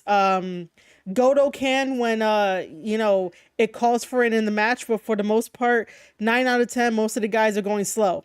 So when you put Okada in the environment that is AEW, it is going to look like he cannot keep up, but I could tell you that he could keep up. It's just that Okada is more of a methodical kind of wrestler. So think of like Triple H. He's more like that kind of methodical kind of wrestler, like a Randy Orton, that kind of wrestler, a slow kind of wrestler that does what he wants to do. And when he has wrist control, ladies and gentlemen, when he has wrist control, it is over. Sometimes it's over, but when he has wrist control, that means that he is definitely in command. So I have not watched an AEW match that included Okada, but Okada is not a very fast-paced wrestler to keep up with everybody that wants to jump around, flip around, and don't have psychology when they do their moves. I've always liked Okada in New Japan when I watched his big matches, but I cannot argue that he... Oh, God, I can't believe, like, Brian last said that. Interesting. Very, very interesting. Yeah, interesting. He has been a non-entity in AEW, and despite the push and the belt and the alignment with the Bucks, he's been a non-entity, and in the ring, he has been disappointing, at least to me, and seemingly to a lot of other people. And the other part of the problem is, on one side, you kind of have, in a perfect world, a little shot of the future. Ospreay, Fletcher, and again, I think the more you see of him, at least for me, yeah, he does a lot of the stupid stuff everyone does because those are all the people he's around and he has no one producing him. Who's giving him ideas? Don Callis? No. But he's got size and he's getting bigger. He's still a young guy. Yeah. Takeshita, I've always been high on, and you have too when you watch him. He's been a non-entity because he hasn't been around, but they're against the Bucks and Okada. The Bucks are dead. I mean, they are frighteningly dead. When you really think about the buzz they once had around them, it's amazing to see how little anyone cares about them and how little the AEW fans care about them. Yeah. And Okada? But it's one thing. Once you've seen what you see, it ain't gonna change. And if you saw it in 2015, it's the same thing it is now. It's just they're older and less interesting. There's no potential anymore. It used to be, oh man, they can go to WWE or they could go to Ring of Honor or they could do this. They could start their own company. We're 5 years later. There's nothing left. Barely any hair left, but there's nothing left. And Okada, you know, at least he shows up for work. I'll give him that. There's a lot of millionaires in AEW who don't go to work, apparently. At least he shows up. But I tuned out of this match. And this isn't something I would have done a few years ago, even with the Bucks inclusion. But I didn't give a shit. And we know that they're building towards the story with the Callis family and Ospreay. It was all about the story, not about the match, but AEW focuses on the match, not the story. Yeah. And again, if we knew whose side we were supposed to be on, this would be a lot easier. You know whose side you're supposed to be on. The one baby face on one of the 6-man tag teams of heels. Oh, Christ. So one wrestler and 2 tag teams. Then if he gets screwed over when he's teaming up with the people that are going to screw him over, then doesn't he deserve to get screwed over? Because, you know, what'd you think? Of course I bit you. I'm a snake. I just want to know if anyone has the guts, if anyone has said to Tony Khan's face, you cannot book television. Even if you want to be the matchmaker for the pay-per-views, let someone else who's not one of the wrestlers put together the television show. No. The TV never does them any favors. And that's the whole job of the TV.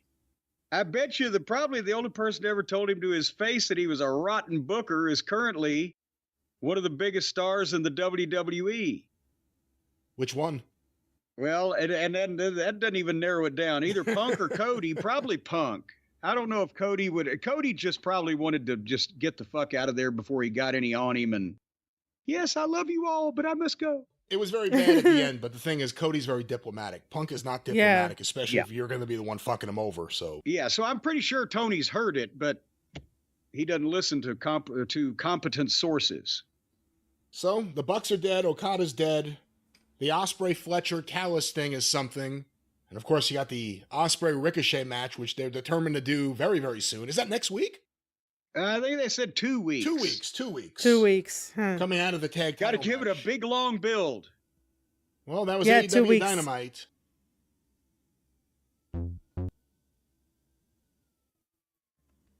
It's always 2 weeks, right, guys? The fastest build up in the world, 2 weeks.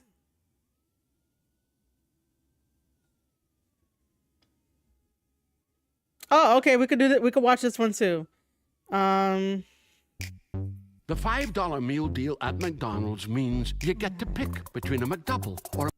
I wish someone could buy me food. I want McDonald's. Yeah, this is the one I wanted to see. I remembered it now. This is Jim Cornette reviewing the whole Jon Moxley Commander friend. Jon Moxley and friends beating up Private Party and Commander on AEW. Like it. We were at 9 o'clock in this 2-hour program with what we have just described to you. This is what they were airing while in the middle of a rights renewal rambunctiousness. So at 9 o'clock, here came Moxley the plumber, Claudio, and Marina Schaefer walking through that big empty arena to the ring. And they actually, one of the handheld shots kind of strayed too far over to the left for a minute with one of those spotlights playing around, and you could see one side of the building was completely empty. But well, if you notice, they came out from the empty side so that when the camera shows them coming out, you would only see the fans behind them where the fans are situated. Yep. Yes, it's a piece of a very tough balancing act you got to do there between trying to get a shot and showing that There ain't nobody there. But then as soon as they walk to the ring, here comes Private Party, your favorite tag team, Brian. And they jumped Moxley, and he completely no-sold it, and they proceeded to beat the fuck out of Private Party. They couldn't even whip the girl. He no-sold it to an insulting degree if I was one of those guys, to be very honest with you. Unprofessionally, to be honest. There's no selling, and then there's acting like the punch didn't happen, smirking and continuing to walk. That was ridiculous. That was egregious. If I was one of those guys, there'd be a problem.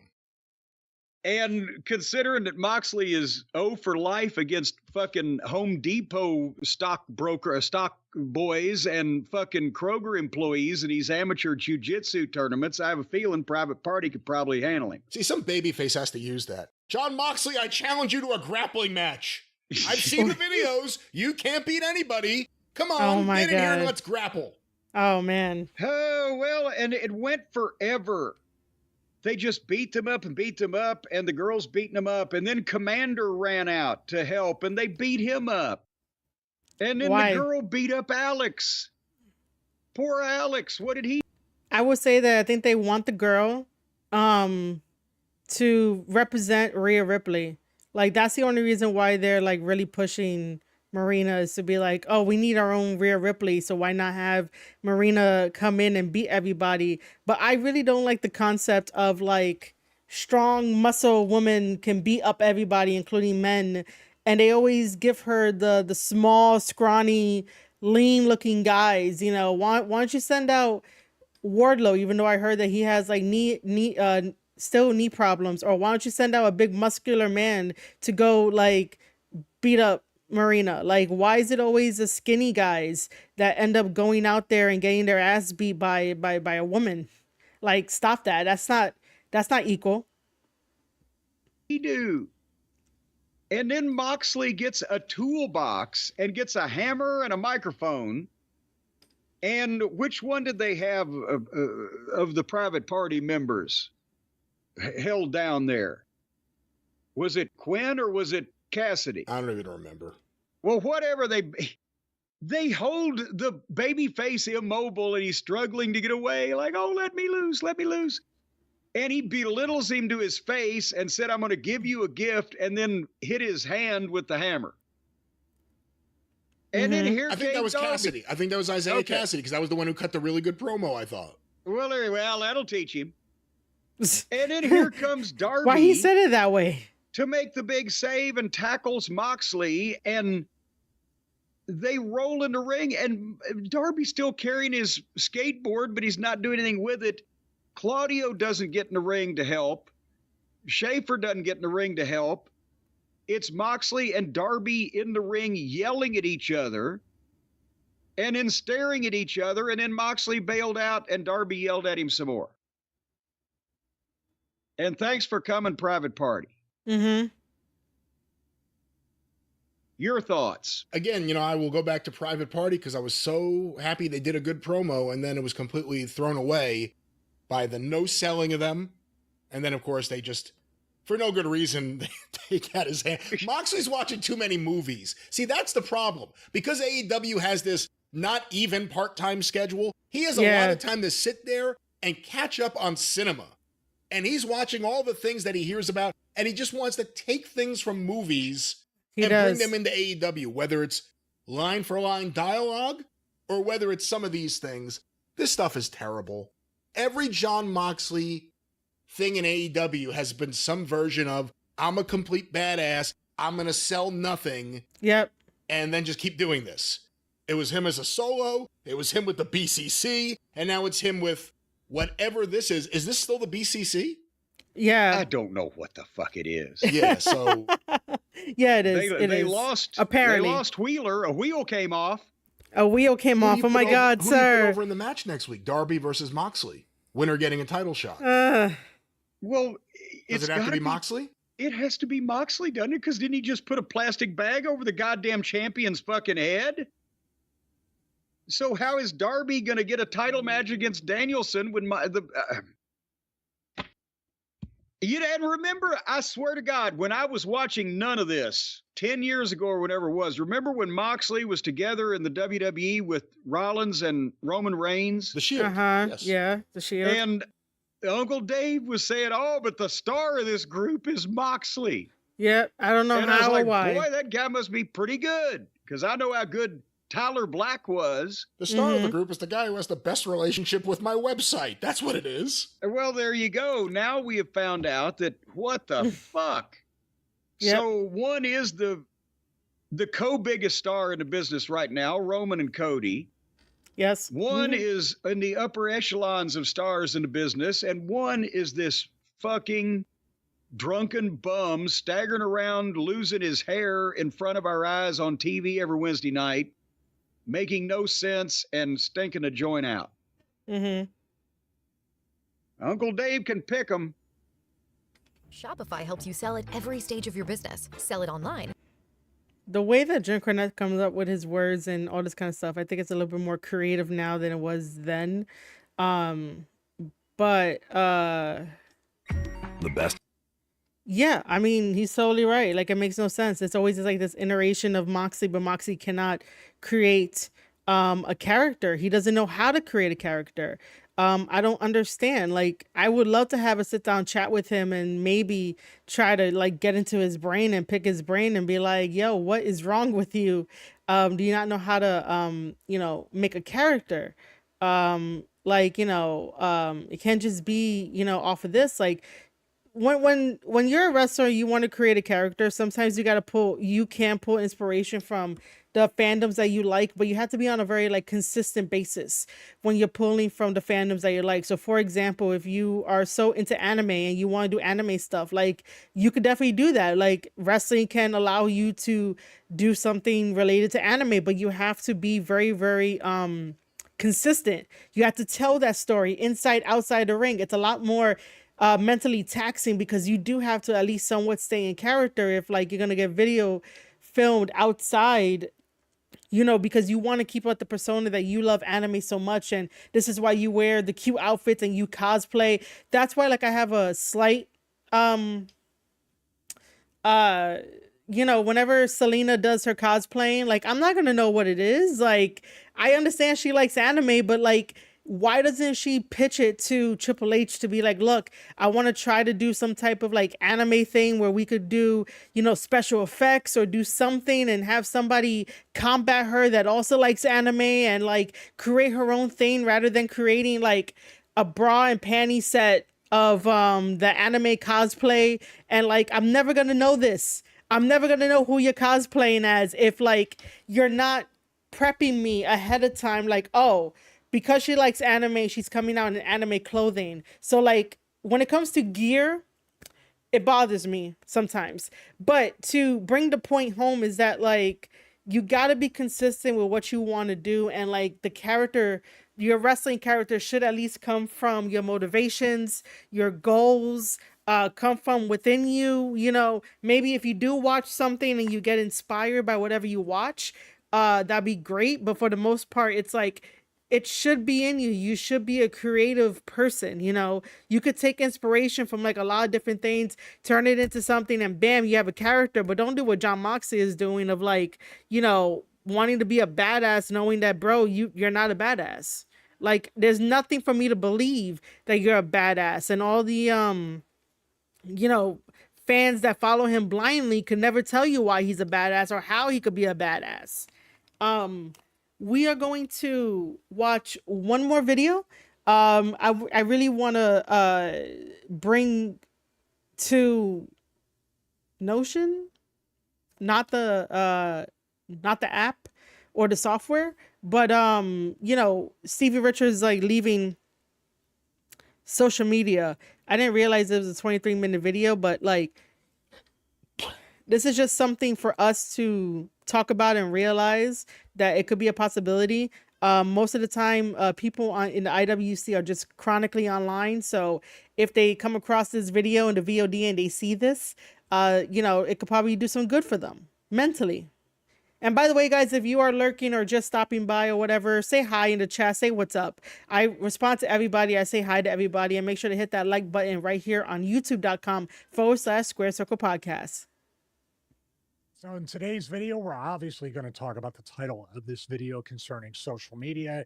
And just to give you a little bit of a spoiler before we get into it, it's not anything dramatic. It's not anything as far as a mental health break or I got to get away from it or there's some kind of goofiness going on social media. Although there's I mean, I'm here streaming. I stream on Tuesdays, Wednesdays, and Fridays. Today I just started a little bit late, but thank you for joining the chat and the stream, Raheem.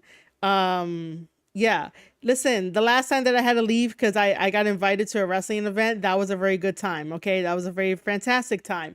But like I said, I stream I stream Tuesdays, Wednesdays, and Fridays unless I say otherwise. I missed Wednesday, so I'm just here. By the way, this is the last video of the whole entire stream. I might end up streaming again tomorrow just to you know, say what's up to my usuals. And that'll be at the regular time. There's always some form of goofiness attached to social media, but I was really doing I like Steve too.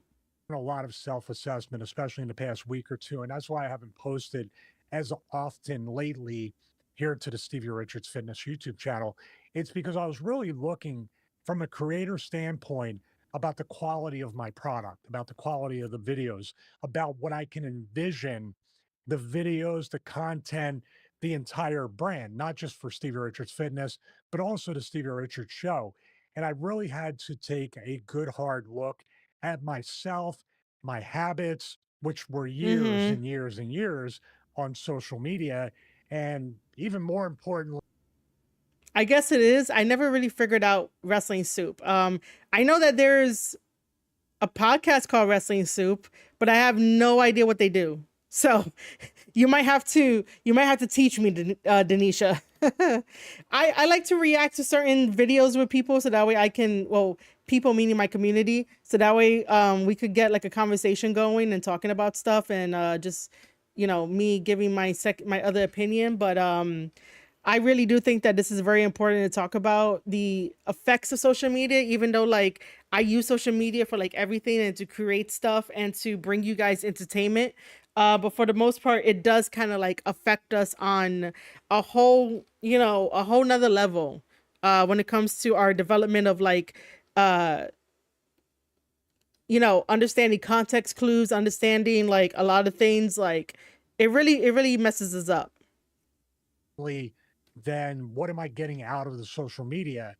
What's my content on social media doing to serve others as far as the mission statement of Stevie Richards Fitness, to help others?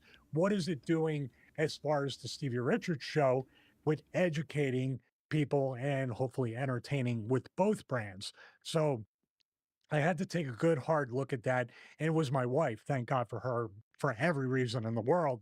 But she had kind of removed herself from social media, deleted the apps off her phone, didn't delete her accounts, much like I haven't. We'll get to that in a second. But she did that. And I just noticed how more productive she was, how much more productive she was, how much more centered she was, calm, not checking her phone. So about a week or 10 days ago, I deleted all the social media apps. I had Instagram and Facebook. That's basically the only two I ever really check or go to. I don't even really go to Twitter, haven't in a very long time, and never really had the app on there. It was always the web browser I would open up and check it once in a while. I'm talking about once every 2 weeks, maybe a month. The one time I did was told to check from James, my co-host on the Stevie Richards Show, and other people, was actually for the most positive reason for social media and why I was thankful. I was looking for my match, Mr. Perfect, from WWE International Sunday Night Heat, and I could not find it for years. And the fans stepped up and they found it, and I was like, and this is how I'm That's about good. to say I'm done with social media. So obviously, like The Godfather, you have that feeling like just when I'm trying to get away, they're trying to pull me back in. So thank you to each and every one of the people out there. There's multitude, like a dozen or so people that sent me the link through email, Instagram, Twitter, Facebook Messenger, So thank you so much for that. So it made the decision at that moment a little bit tougher, but as I'm going to say today, it's not so much the drama or the polarization, the tribalism, all the things that social media really does kind of promote, and it really can get ugly out there in the social media space. Mine, however, I think is for the best of reasons. And we actually have a PNG file that I'm going to put in the description below. So if you want this to see how you can do what I'm going to show you in a minute, what I'm doing right now to structure pretty much my day and hopefully for the rest of my life have a structure that's more productive and positive and improving every aspect that has been lacking. And that's what we're going to get into right now, because social media, I didn't even realize that the average time per day that each human being spends on social media is well over 2.5 hours on the average. And when I looked at my screen time on social media, it was even more than that. And my excuse for it was, well, I'm using it for my business. I have to use it. And I really had to take a good hard look at how much of a percentage was for my business, for my brand. Uh-huh. And it wasn't that much of a high percentage. You got to be honest with yourself. And that's what I had to do. And it was kind of rough to do that. You always want to kind of convince yourself that you're hustling and you're being super productive and all this stuff. That is true. Oh my God, that is true. The amount of IG videos when I'm just scrolling on by when I'm like not doing anything. Okay, it is a podcast on YouTube. You know what? I have never seen an episode from Wrestling Soup. So maybe tomorrow we'll watch an episode so that I can like get a feel for it. I think some people that I know on my Twitter timeline do do Wrestling Soup. Oh, they're mean to Mercedes. Well, I mean, it depends on how mean. Like if they're like over, like if they cross a boundary, then like no. But if they're just like making jokes, we'll see. We'll see. Which brings me to my point. If you want me to react to any of their videos that you guys saw, join my Discord, go into the match recommendations, and you can definitely do it there. You can like tag me in it so that way tomorrow I could be like, all right, let's watch this, yeah. In the match reactions, you'll end up doing it. So if you guys want to do that for me, because I don't even know. It's kind of racist. Oh God. We are listening to Stevie Richards. Stevie Richards is explaining why he left social media.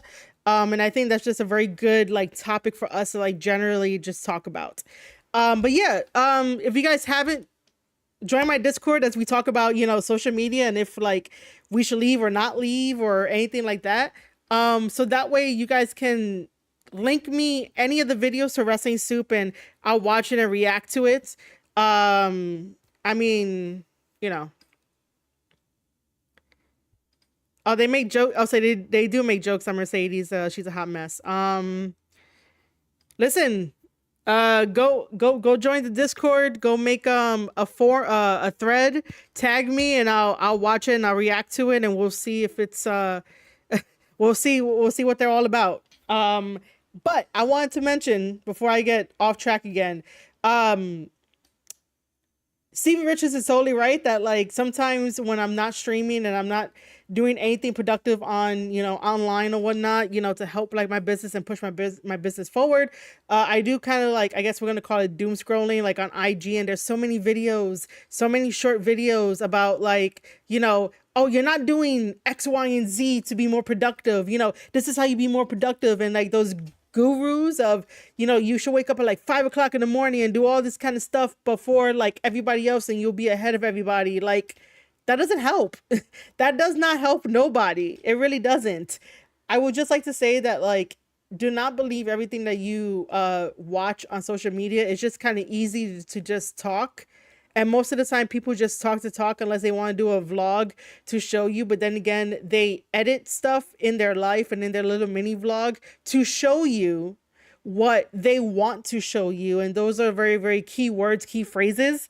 They basically chop it up and show you what they want to show you. So that way they could say, see, look, I do exactly what I say. I wake up at 5 o'clock in the morning. I listen to this audio book on 2 times the speed. So that way I can understand it. And I have my coffee and I put protein in it, which, by the way, I think that's kind of gross. Like, why would you want to put protein in coffee? Like, I don't know. I would think it's kind of gross. I don't know if I will one day try putting protein powder in like coffee, but like that's not me. Just give me a regular like iced coffee. Don't put anything else in it except for like cream and or milk and sugar. That's it. Maybe some flavor, but that's about it. But no protein in there. Anyway, you know, like all those videos about, you know, how to be the most productive self are like bullshit. Was not. And where I'm really noticing it as I look back at the videos here on the YouTube channel, and I'm very proud of what I put out, and I'm very, how do I say, I wouldn't say satisfied, because I'm going to get to why I'm not satisfied about that and how I'm going to try to change that in my very best possible effort that I could put forward. But the videos, I put them up on YouTube and we published them, and I'm happy with them. They give information. I interact with the audience, everybody that comments, which I thank you for doing that and interacting. You're more than welcome to comment on this video as well. But as I looked at it, I was like, I can do so much better. We have a lot of different YouTube channels that my wife and I enjoy, especially one in particular, Trent the Traveler. And this guy, you should definitely check him out. I'll put a link to his channel in the description below. He does reviews. Now he reviews some tech products or other things that he has that sponsor his videos. He's mainly living in a van, traveling all around the country. He edits videos. He does graphics for videos and movies and TV shows and stuff like that as he works remote in the van. But his editing and storytelling, even when he's reviewing a product like the ROG Ally, Oh, this he's guy. reviewing that, but he's telling a story that brings you in, and it's cinematic. It's great information. It's immersive. It's an escape. And there's a review in there. So as a fitness product reviewer and trying to bring information to everybody out there, I'm like, that is a great way to combine those two things. Maybe a little bit of a vlog, documentary style, give a little bit of information, a little bit of a personal journey, and review a product all in one. Now, have I got the formula and format down? No, I have not. So I'm going to definitely subscribe to Trent's Patreon, where he teaches you how to film, edit, and all that stuff on the $1 tier. And I'm definitely going to take advantage of that. But watching that and other creators as well. But I'm just singling out Trent because the formula and the format speak to me, and also how authentic he is in that. And it took him years. I watched older videos of him, and it took a little bit to get that niche of Yeah. his true self coming out. And that's what I want. That's what I desire for this channel, for this brand, and for everything that I do, whether it be for the fitness or the wrestling brand. I want to bring all that and give as much production value as possible. And I've said for months, if not years, I want to learn DaVinci Resolve. I want to learn how to be a better video editor. I want to learn the manual settings on this Sony A7 IV much better. I want to be able to, even if I stick with Final Cut, I want to be able to use Final Cut to the most amount of potential, maximum. Listen, you don't need to waste your time with Final Cut. You don't need to waste your time with Final Cut. You can still do some pretty cool shit in DaVinci Resolve. I've seen other content creators use DaVinci Resolve. I currently use Filmora, Wondershare. I have a lifetime subscription, and that's what I use for the gaming videos. And you know, if I need to do a vlog over on the wrestling side, you don't need Final Cut anymore. You don't need it. You can even use CapCut. It'll be the same thing. See, the thing is that like we are presented with so many options when it comes to like video editing and like audio editing and all this kind of stuff. Sometimes the product that you use, if you know how to manipulate certain things and do amazing transitions and download like any type of extra packs that can enhance the visuals and stuff like that, and what is it? Graphics, CGI, maybe something like that. You know, there are different ways to do it, but you don't need Final Cut Pro anymore. You can use like all the stuff I mentioned. I'm surprised he didn't say Adobe Premiere. Everybody uses Adobe Premiere. Like, you really don't. Just by looking what like Trent does and like how he does it, it's how he sets up the shots. It's how you know, what he has available, like the sun and whatnot, knowing the time of day that he's going to shoot stuff. And you know, he might have to do reshoots just because like it might not be right, the stuff you have. But yeah, you don't really need Final Cut. You don't need it. The potential of the editing software, and I have not been doing that because the 2.5 or more hours per day that I think I'm running my business, I'm using air quotes, running my business on social media, I'm not doing that at all. And I was trying to think, what do I really enjoy? What brings me joy when I do it? Filming, being in front of a camera, not so much. I get nervous even to this day.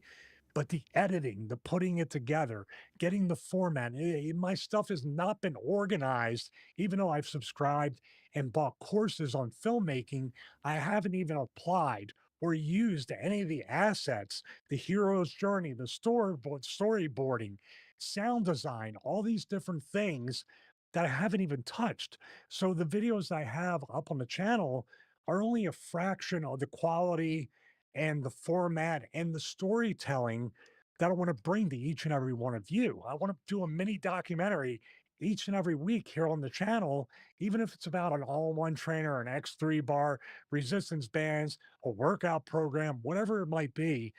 I want to do that. And 2.5 hours or more per day will add up. They say if you spend 18 minutes. Okay, I will say this, that you can hear it in his voice, because I'm the same way too. I'm in the same boat. This is why like I wanted to watch this, is because like I think I needed to hear this. I'm in the same fucking boat. And I'll say that because I'm sharing one laptop between two people, and I can't put out as much content as I want, as I used to put out so much content.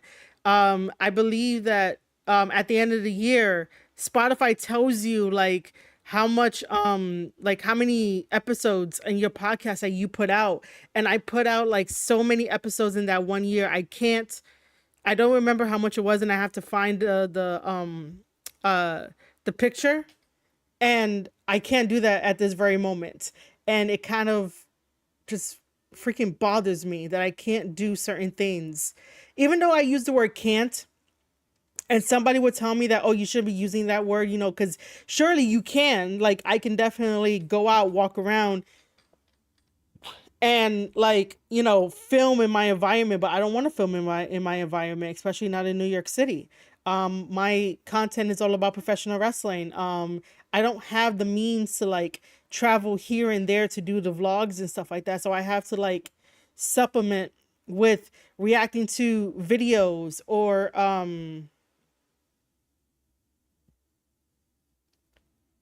I just realized that we're not even watching the thing. I'm here looking at the video and you guys didn't tell me that that's weird.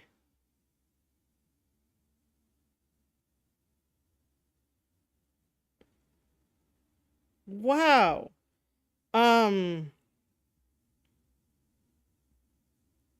Today. 1 second. See, this is why I say that this is how you know I'm a streamer. Because I forget to do shit. I forget to like check on stuff. So we have been listening to Stevie Richards the whole entire time, and I was wondering, I was like, why am I not seeing the video right now on, you know, in YouTube Studio? Because I'm checking that too, and I was like, why is that not there? Oh my God, no one told me that we didn't have the video on. But you were at least you were listening to what was happening. Anyway, I'm telling you, being a streamer, man, it's live, anything happens, and this is what I enjoy the most, that anything can happen on live. Because if not, if this was like videotaped, I would probably like, I don't know, I feel more comfortable being live than if I'm doing like a standalone video. You know, I do many takes, but I just want to say that, like, I think we're watching this because I needed to hear this too, but you can hear in Stevie's voice that he wants to do this, and I believe that he wants to do this, and I will be in his corner cheering him on to do this, because I really do appreciate his videos. I appreciate his videos on wrestling. I just haven't watched the fitness ones yet, but I do appreciate his passion for wanting to like go the next step and like, you know, have less social media and stuff like that, and, you know, do all this kind of stuff and whatnot. Sometimes it feels like other people have their shit together, but in reality, no one has their shit together. And we're just doing things that look like we have our shit together, but we really don't have our shit together. I don't have my shit together, but I love doing what I do. And if you love doing what you're doing, it's not going to feel like work. None of this here feels like work. The only time it feels like work is when I'm like, yo, what the hell we're going to watch? What am I going to do today? You know, I wish that, you know, we can watch wrestling matches. I believe I'll test it out one day to like watch some wrestling matches on YouTube. For some reason, my Twitch is just dead, if I'm going to be honest. So, you know, on YouTube, the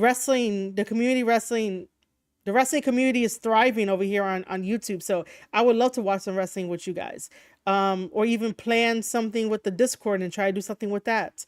But I want to take things one step at a time. But I don't even remember what I was like mentioning, other than like I am rooting for Stevie right now. Mastering a skill, whatever it might be, mastering something.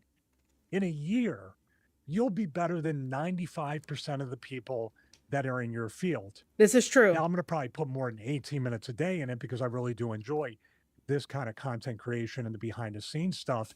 But at the same time, if I did do 18 minutes or just 30 minutes, just a fraction of the 2.5 hours that I was spending on social media, if not more, say it's 3 hours. So basically 30 minutes is even 1/3. It's 1/6 if my math, I'm a wrestler, not a mathematician. Right. Damn it. There's my Star Trek thing. I got that. You know, but it's a fraction. 30 minutes a day is nothing. 18 minutes a day is nothing. 1 hour a day doing what I could do. I could sit here and edit, and an hour will go by like nothing. Mm-hmm. So I really do enjoy doing that stuff. And the social media gets you doom scrolling and sucked in. And, you know, really, that's not even the mental stuff or the emotional stuff, or the comparison is the thief of joy and all that. I'm not even getting into that. This is strictly a time management thing. I could do so much more with my time. I can be such a better video editor, such a better filmmaker, a better storyteller, a better anything, be more present in whatever I'm going to do. Even just playing the Steam Deck or playing a video game against one of my friends online. I can do that without having to think, well, how can I? I did not know he plays video games. I would like to know what games he plays so that way I could play with him. But then again, I don't know if he has an Xbox. I don't really play computer games like that. My laptop can't handle like, you know, most computer games. So I would like to know what games he plays. Do this or that or the other thing. I literally have eliminated a lot of hobbies in order to try to just be productive. So that's a whole nother thing that we could talk about. By the way, please do not eliminate your hobbies to just be productive. Sometimes you need a hobby to be productive. If your hobby is playing video games, just know that, you know, everything in moderation. I'm not saying that Stevie is wrong here. He's definitely not. He could definitely, you know, want to go that route of like not having hobbies anymore or eliminating hobbies. But hobbies help you create better content. Because if you're constantly thinking about how to create the best content in the world and overthinking how to do that, it is going to, it is definitely going to be very bad. Because then you're going to be afraid and stuff like that. And it's not It's not going to work out right. I'm someone who overthinks my content all the time. I overthink my content all the time. So, I get it. But please do not eliminate any hobbies. Hobbies help you out when it comes to creating the best content and the best version of yourself. If you want me to continue something like this with this kind of content, so please let me know. Like I said below, comment and let me know. But I'm going to stop talking about that. That was the problem. I was spending too much time on social media. Even this, I could probably write out a little bit of a bullet point format, use the teleprompter, but I'm kind of like, going as I go. It's kind of just a raw kind of vlog type of thing that comes straight from my heart, which I try to do in each and every video. But He does. I created a schedule. I went on Canva. I created a schedule. It's very rough. It's not. By the way, if you're looking for a free graphic design website where if you don't have the skills, I certainly don't have the skills, but I managed to create, merchandise. I could the logo, thumbnails, all this kind of stuff. Use Canva, canva.com. I am not sponsored by them. I am not an affiliate with them, but I use Canva so much to the point where I created over 1,000 designs on everything that I've done ever since 2015. Which is kind of crazy. I think, yeah, wow. Something like that. Like, I know did I start it in 2015? Oh my God, hold on. Give me a second, guys. I don't know if they're going to tell me when I signed up.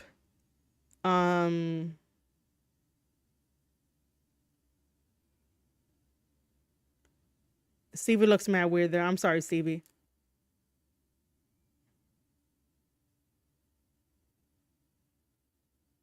Yes, I don't think it tells me when I signed up, but I created over 1,000 designs in Canva just using the free version and whatnot. So yeah, it's fine. I don't have to really look at it. Creating using the free version only because I'm not gonna go up to pro because of the money and whatnot. But Canva.com, I love Canva. Not set in stone, but just a blueprint, the skeleton, the structure of a schedule will keep me honest and probably keep me away from social media, keep me more productive and do other things that I need to do. Now, one other thing before we get into the schedule, because people will say, well, isn't that going to hurt your business? No. Are companies and brands going to want to stop working with you due to the fact that you don't have a social media presence anymore? No. Now, I still have the accounts, the numbers are there, although I'm not fostering or cultivating or posting. That is a chance I'm willing to take because I really do believe that. I'm going to tell you right now, I'm not even sure if he's ever going to look at this video or if I'm ever going to cut it up and put it as a regular single video. No, it's not going to matter. There are companies, for the most part, they say that the companies look at how many followers you get, your engagement, but you can leverage any other thing that you do, that you uniquely do to the brand. But that doesn't mean that you're pitching to every single brand out there in the world. You should be pitching to the brands that align with your mission statement, that align with your community, and that align with the work that you do, because that is how you get the brand deals that will pay you the most money, that will become loyal with you and create all this kind of stuff. You're not going to go out there and pitch to 100 brands a day and be let me get something, because it's not going to work out that way. You might get one or two callbacks or whatever, but you really don't need to have active social media to prove that you are valuable and your community is valuable.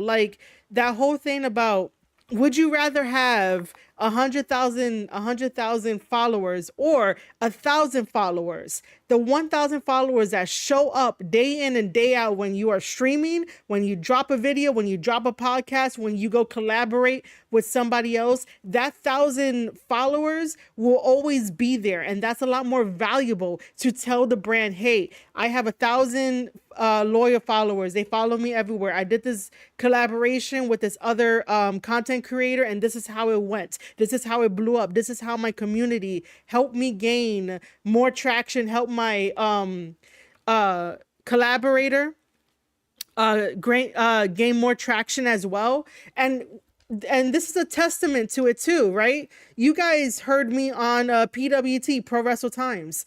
You heard me talk with Phil. You heard me, go over wrestling headlines with him. And I have received nothing but love from his community. I'm even in his Discord. So we kind of shared our audiences together, and I managed to get some amazing people from his community to join with my community. And we both try as much as we can to like help each other, interact with each other, and whatnot. He's doing very well. I'm doing very well. And see how we both came together and helped each other out. I can use that as an example of building a foundation of community, us together.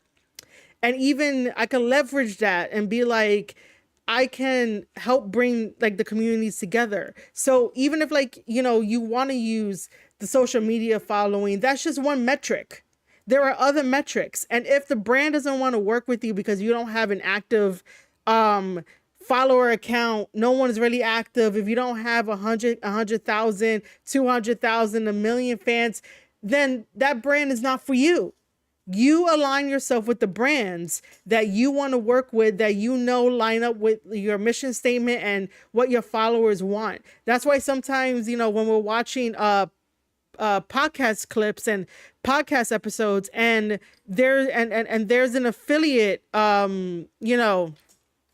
marketing strategy of like, hey guys, if you use my affiliate link for such and such, you'll get this amount off, and you get to have all these benefits and whatnot. But it's like, does your community go towards eBay every single time? Is your chatting with you, even though like most of these guys don't like interact with fans like that, like on a live stream? Like on a live stream, you be able to ask your chat like, hey guys, who in here wants who in here shops at eBay all the time? If you're like a card collector, right, you might go to eBay. So if you sign up for an affiliate marketing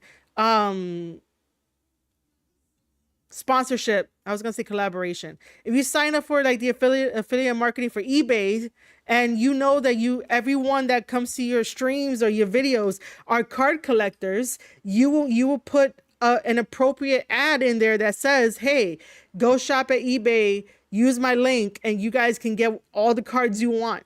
I don't know, something like that. I might have got off topic, but like, it's going to be okay if Stevie doesn't use social media like that to get the brand deals that he wants. Ultimately, you are pitching yourself, you're pitching your community, and you're pitching how you can benefit with them. Keyword, with them. You are pitching how your value that you bring to the table with your fans, you're pitching to the brands what you can do for them and what they could do for you, and how it could be a match made in heaven. You're not really like, you can tell them, oh yeah, I have this many followers, that many followers, but why? We get it, you have followers, but what can you do that can showcase the value that you bring not only to your followers because somebody is following you, for the value and entertainment that you bring to them?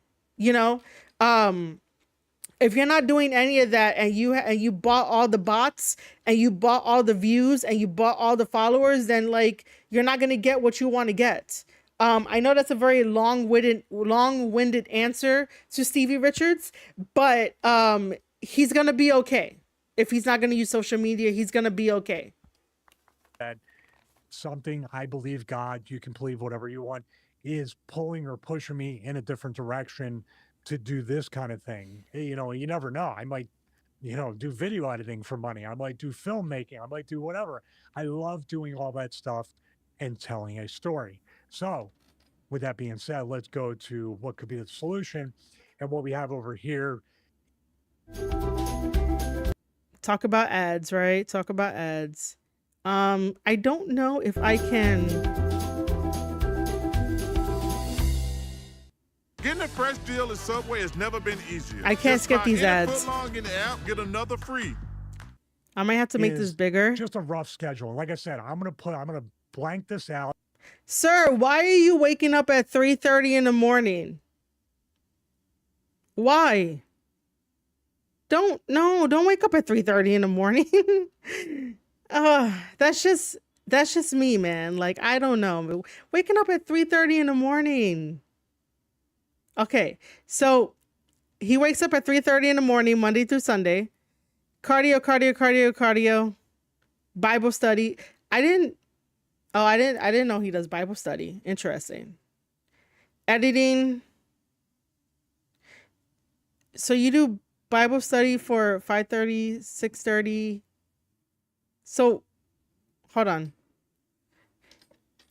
6:30. Oh, so like an hour? No, like an hour and a half. Editing.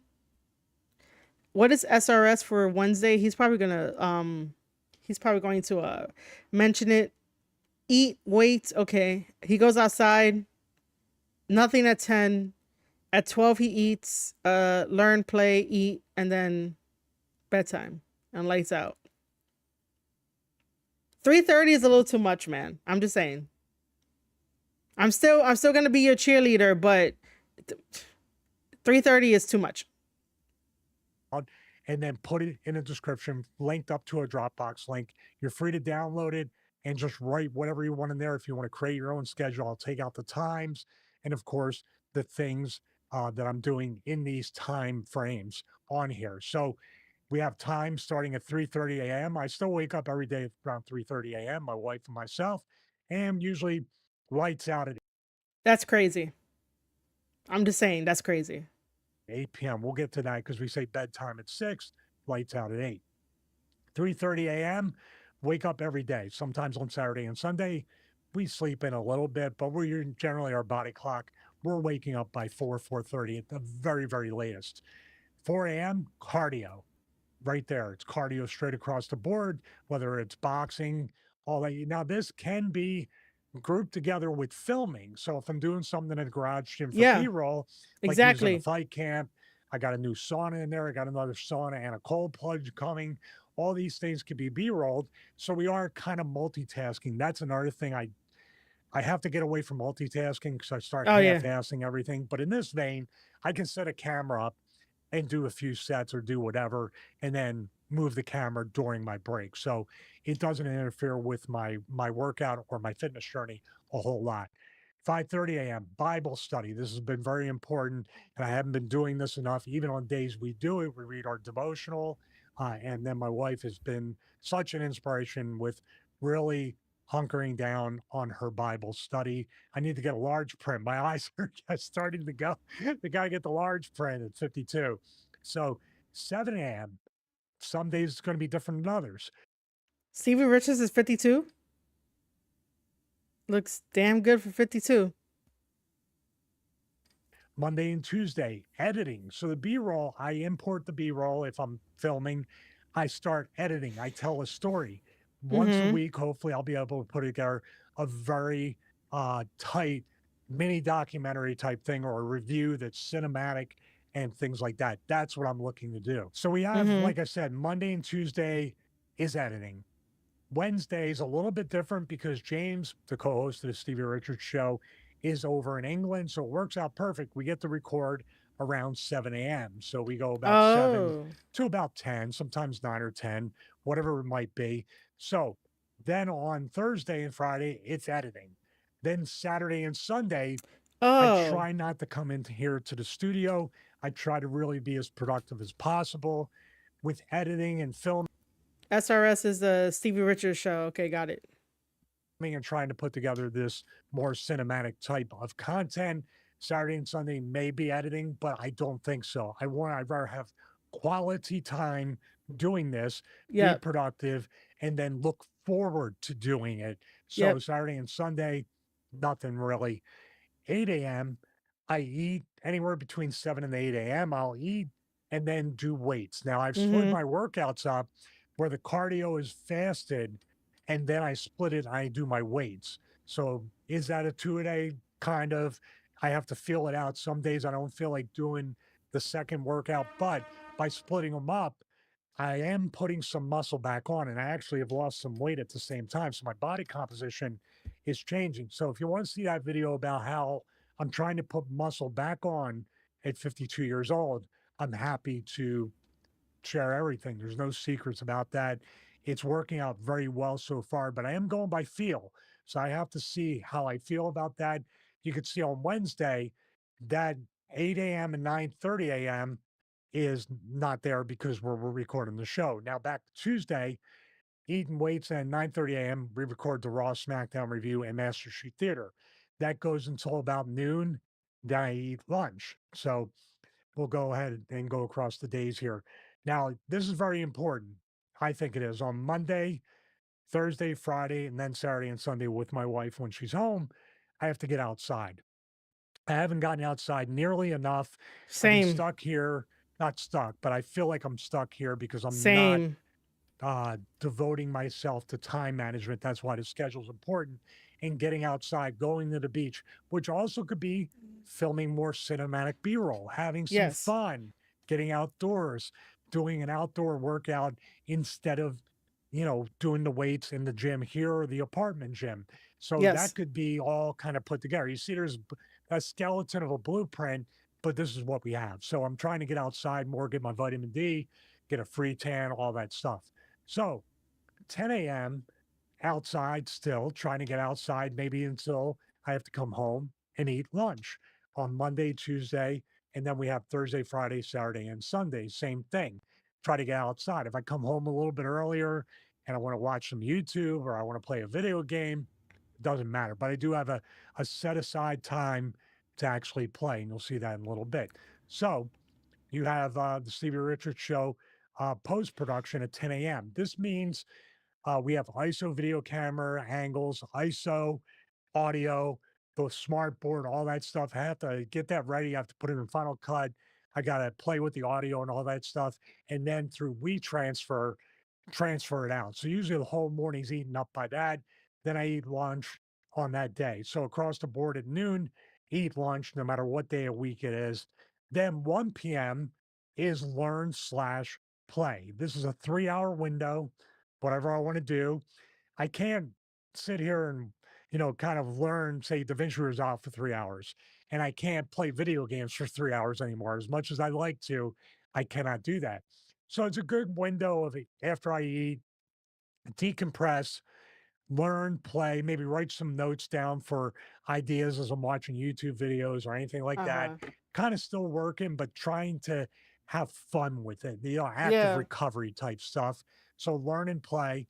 Then Saturday and Sunday, that was Monday through Friday. Saturday and Sunday will be movie time with my wife. Is it right at 1 o'clock?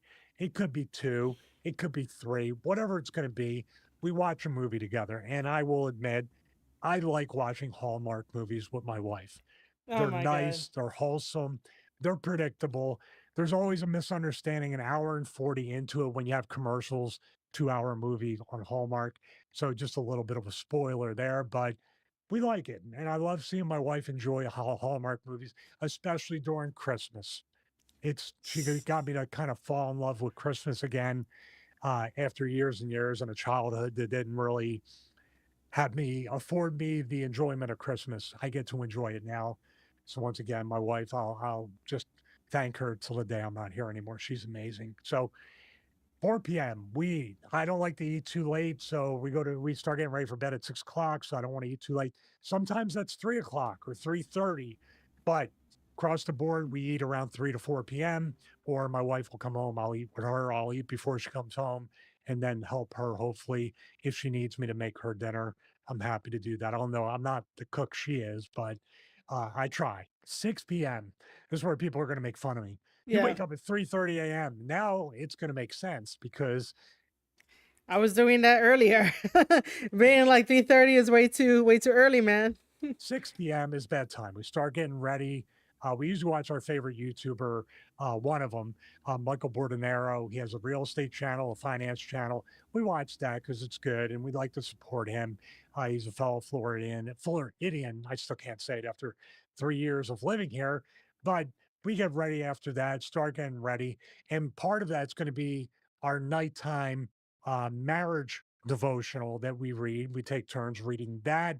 So between that and then after that, we'll watch channels like the Y-Files if the Y-Files has a video up. I like watching like stuff on space, the solar system. There's a channel called Astrom, SEA. There's tons of stuff. I don't try to watch things where I'm learning like DaVinci Resolve or Final Cut tutorials because then my brain is going, I'm trying to wind down and trying to do that kind of stuff. Recently, I've been watching a lot of Batman documentaries, which relaxes me and winds me up at the same time about behind the scenes or different things. We like to support certain channels that really do inspire us to create better content, my wife and myself. And then around 8 p.m., it's usually lights out, but also it's usually me holding the remote and sleeping, and my wife takes the Oh, wow. shuts the TV off, Sir. or I wake up and I go, no, I'm still watching it, which I'm not. Guys, for some reason, need that noise from the TV to fall asleep. I used to fall Yep. asleep to The Dark Knight. My wife estimates I've watched it since it came out on DVD back in the day. That's how old I am. She calculates, we both calculate, I watched The Dark Knight over 5,000 times. Easy. And actually, after I record this, I'm probably going to watch it again because it's just the perfect movie, my favorite movie. I believe it's the greatest movie ever made. Leave a comment below, especially if you disagree. So that's our schedule, Monday to Sunday.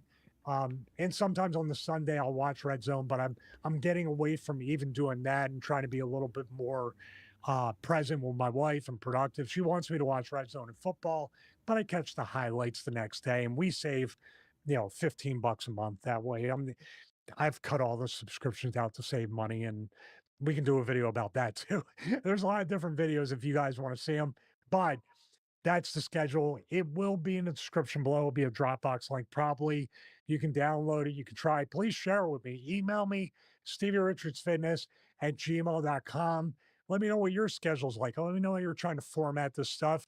And like I said, social media, it wasn't one of those things where it was super negative. It was just how I was mismanaging my Mm-hmm. time and how I want to be better at time management and actually be more present and create a better brand, create better content, and really maximize the potential of the incredible technology that I have available to me to be able to put the best Right. product out there for each and every one of you. And hopefully I'll try to improve. It's not going to be perfect. I don't know how fast I'm going to pick it up, but hopefully each and every video will have a little bit of improvement that you notice.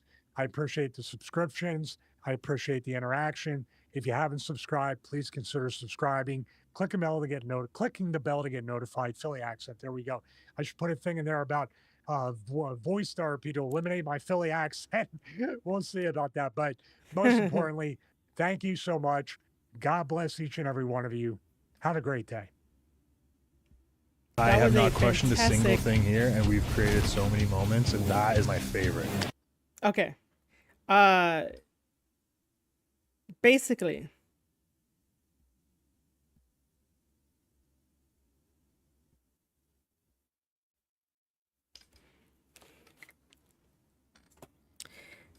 that was a fantastic video.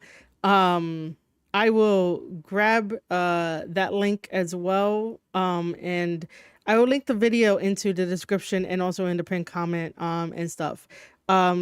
So this was our Friday edition. Usually I start around maybe like 11, 12, 1, like in that area. But again, I had to do something during that time, so we started a little bit later. I do want to appreciate everyone that came on by, everyone that chatted with me. Denisha, thank you so much for being here. Raheem, thank you so much for being here. Lion, thank you so much for being here as well. Thank you for giving me any type of likes. You guys are free to do any like last minute likes if you guys want to.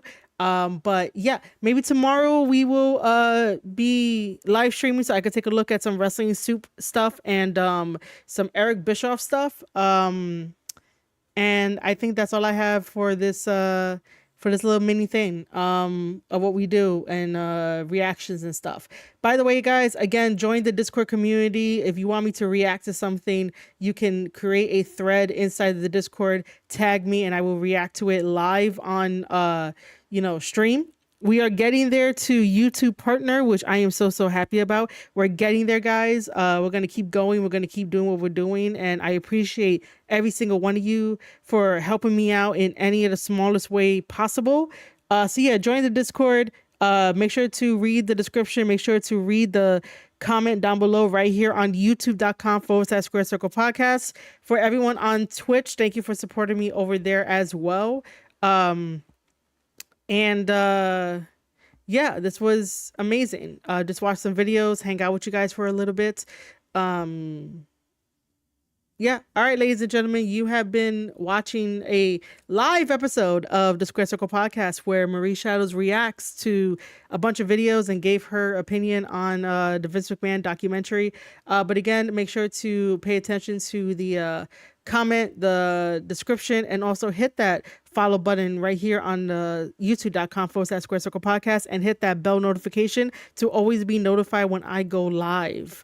And whenever I drop a brand new video, you want to be in the know. That is how you're going to be in the know and be exclusive to that. Because I love everybody here. I really do. Thank you so much for tuning in and chatting with me. And hopefully I will see you tomorrow. If not, stay tuned to my socials and stay tuned to the community post right here on youtube.com/Square Circle Podcast, where I give you guys updates on what's going to be happening. Until next time, ladies and gentlemen, I'll see you all.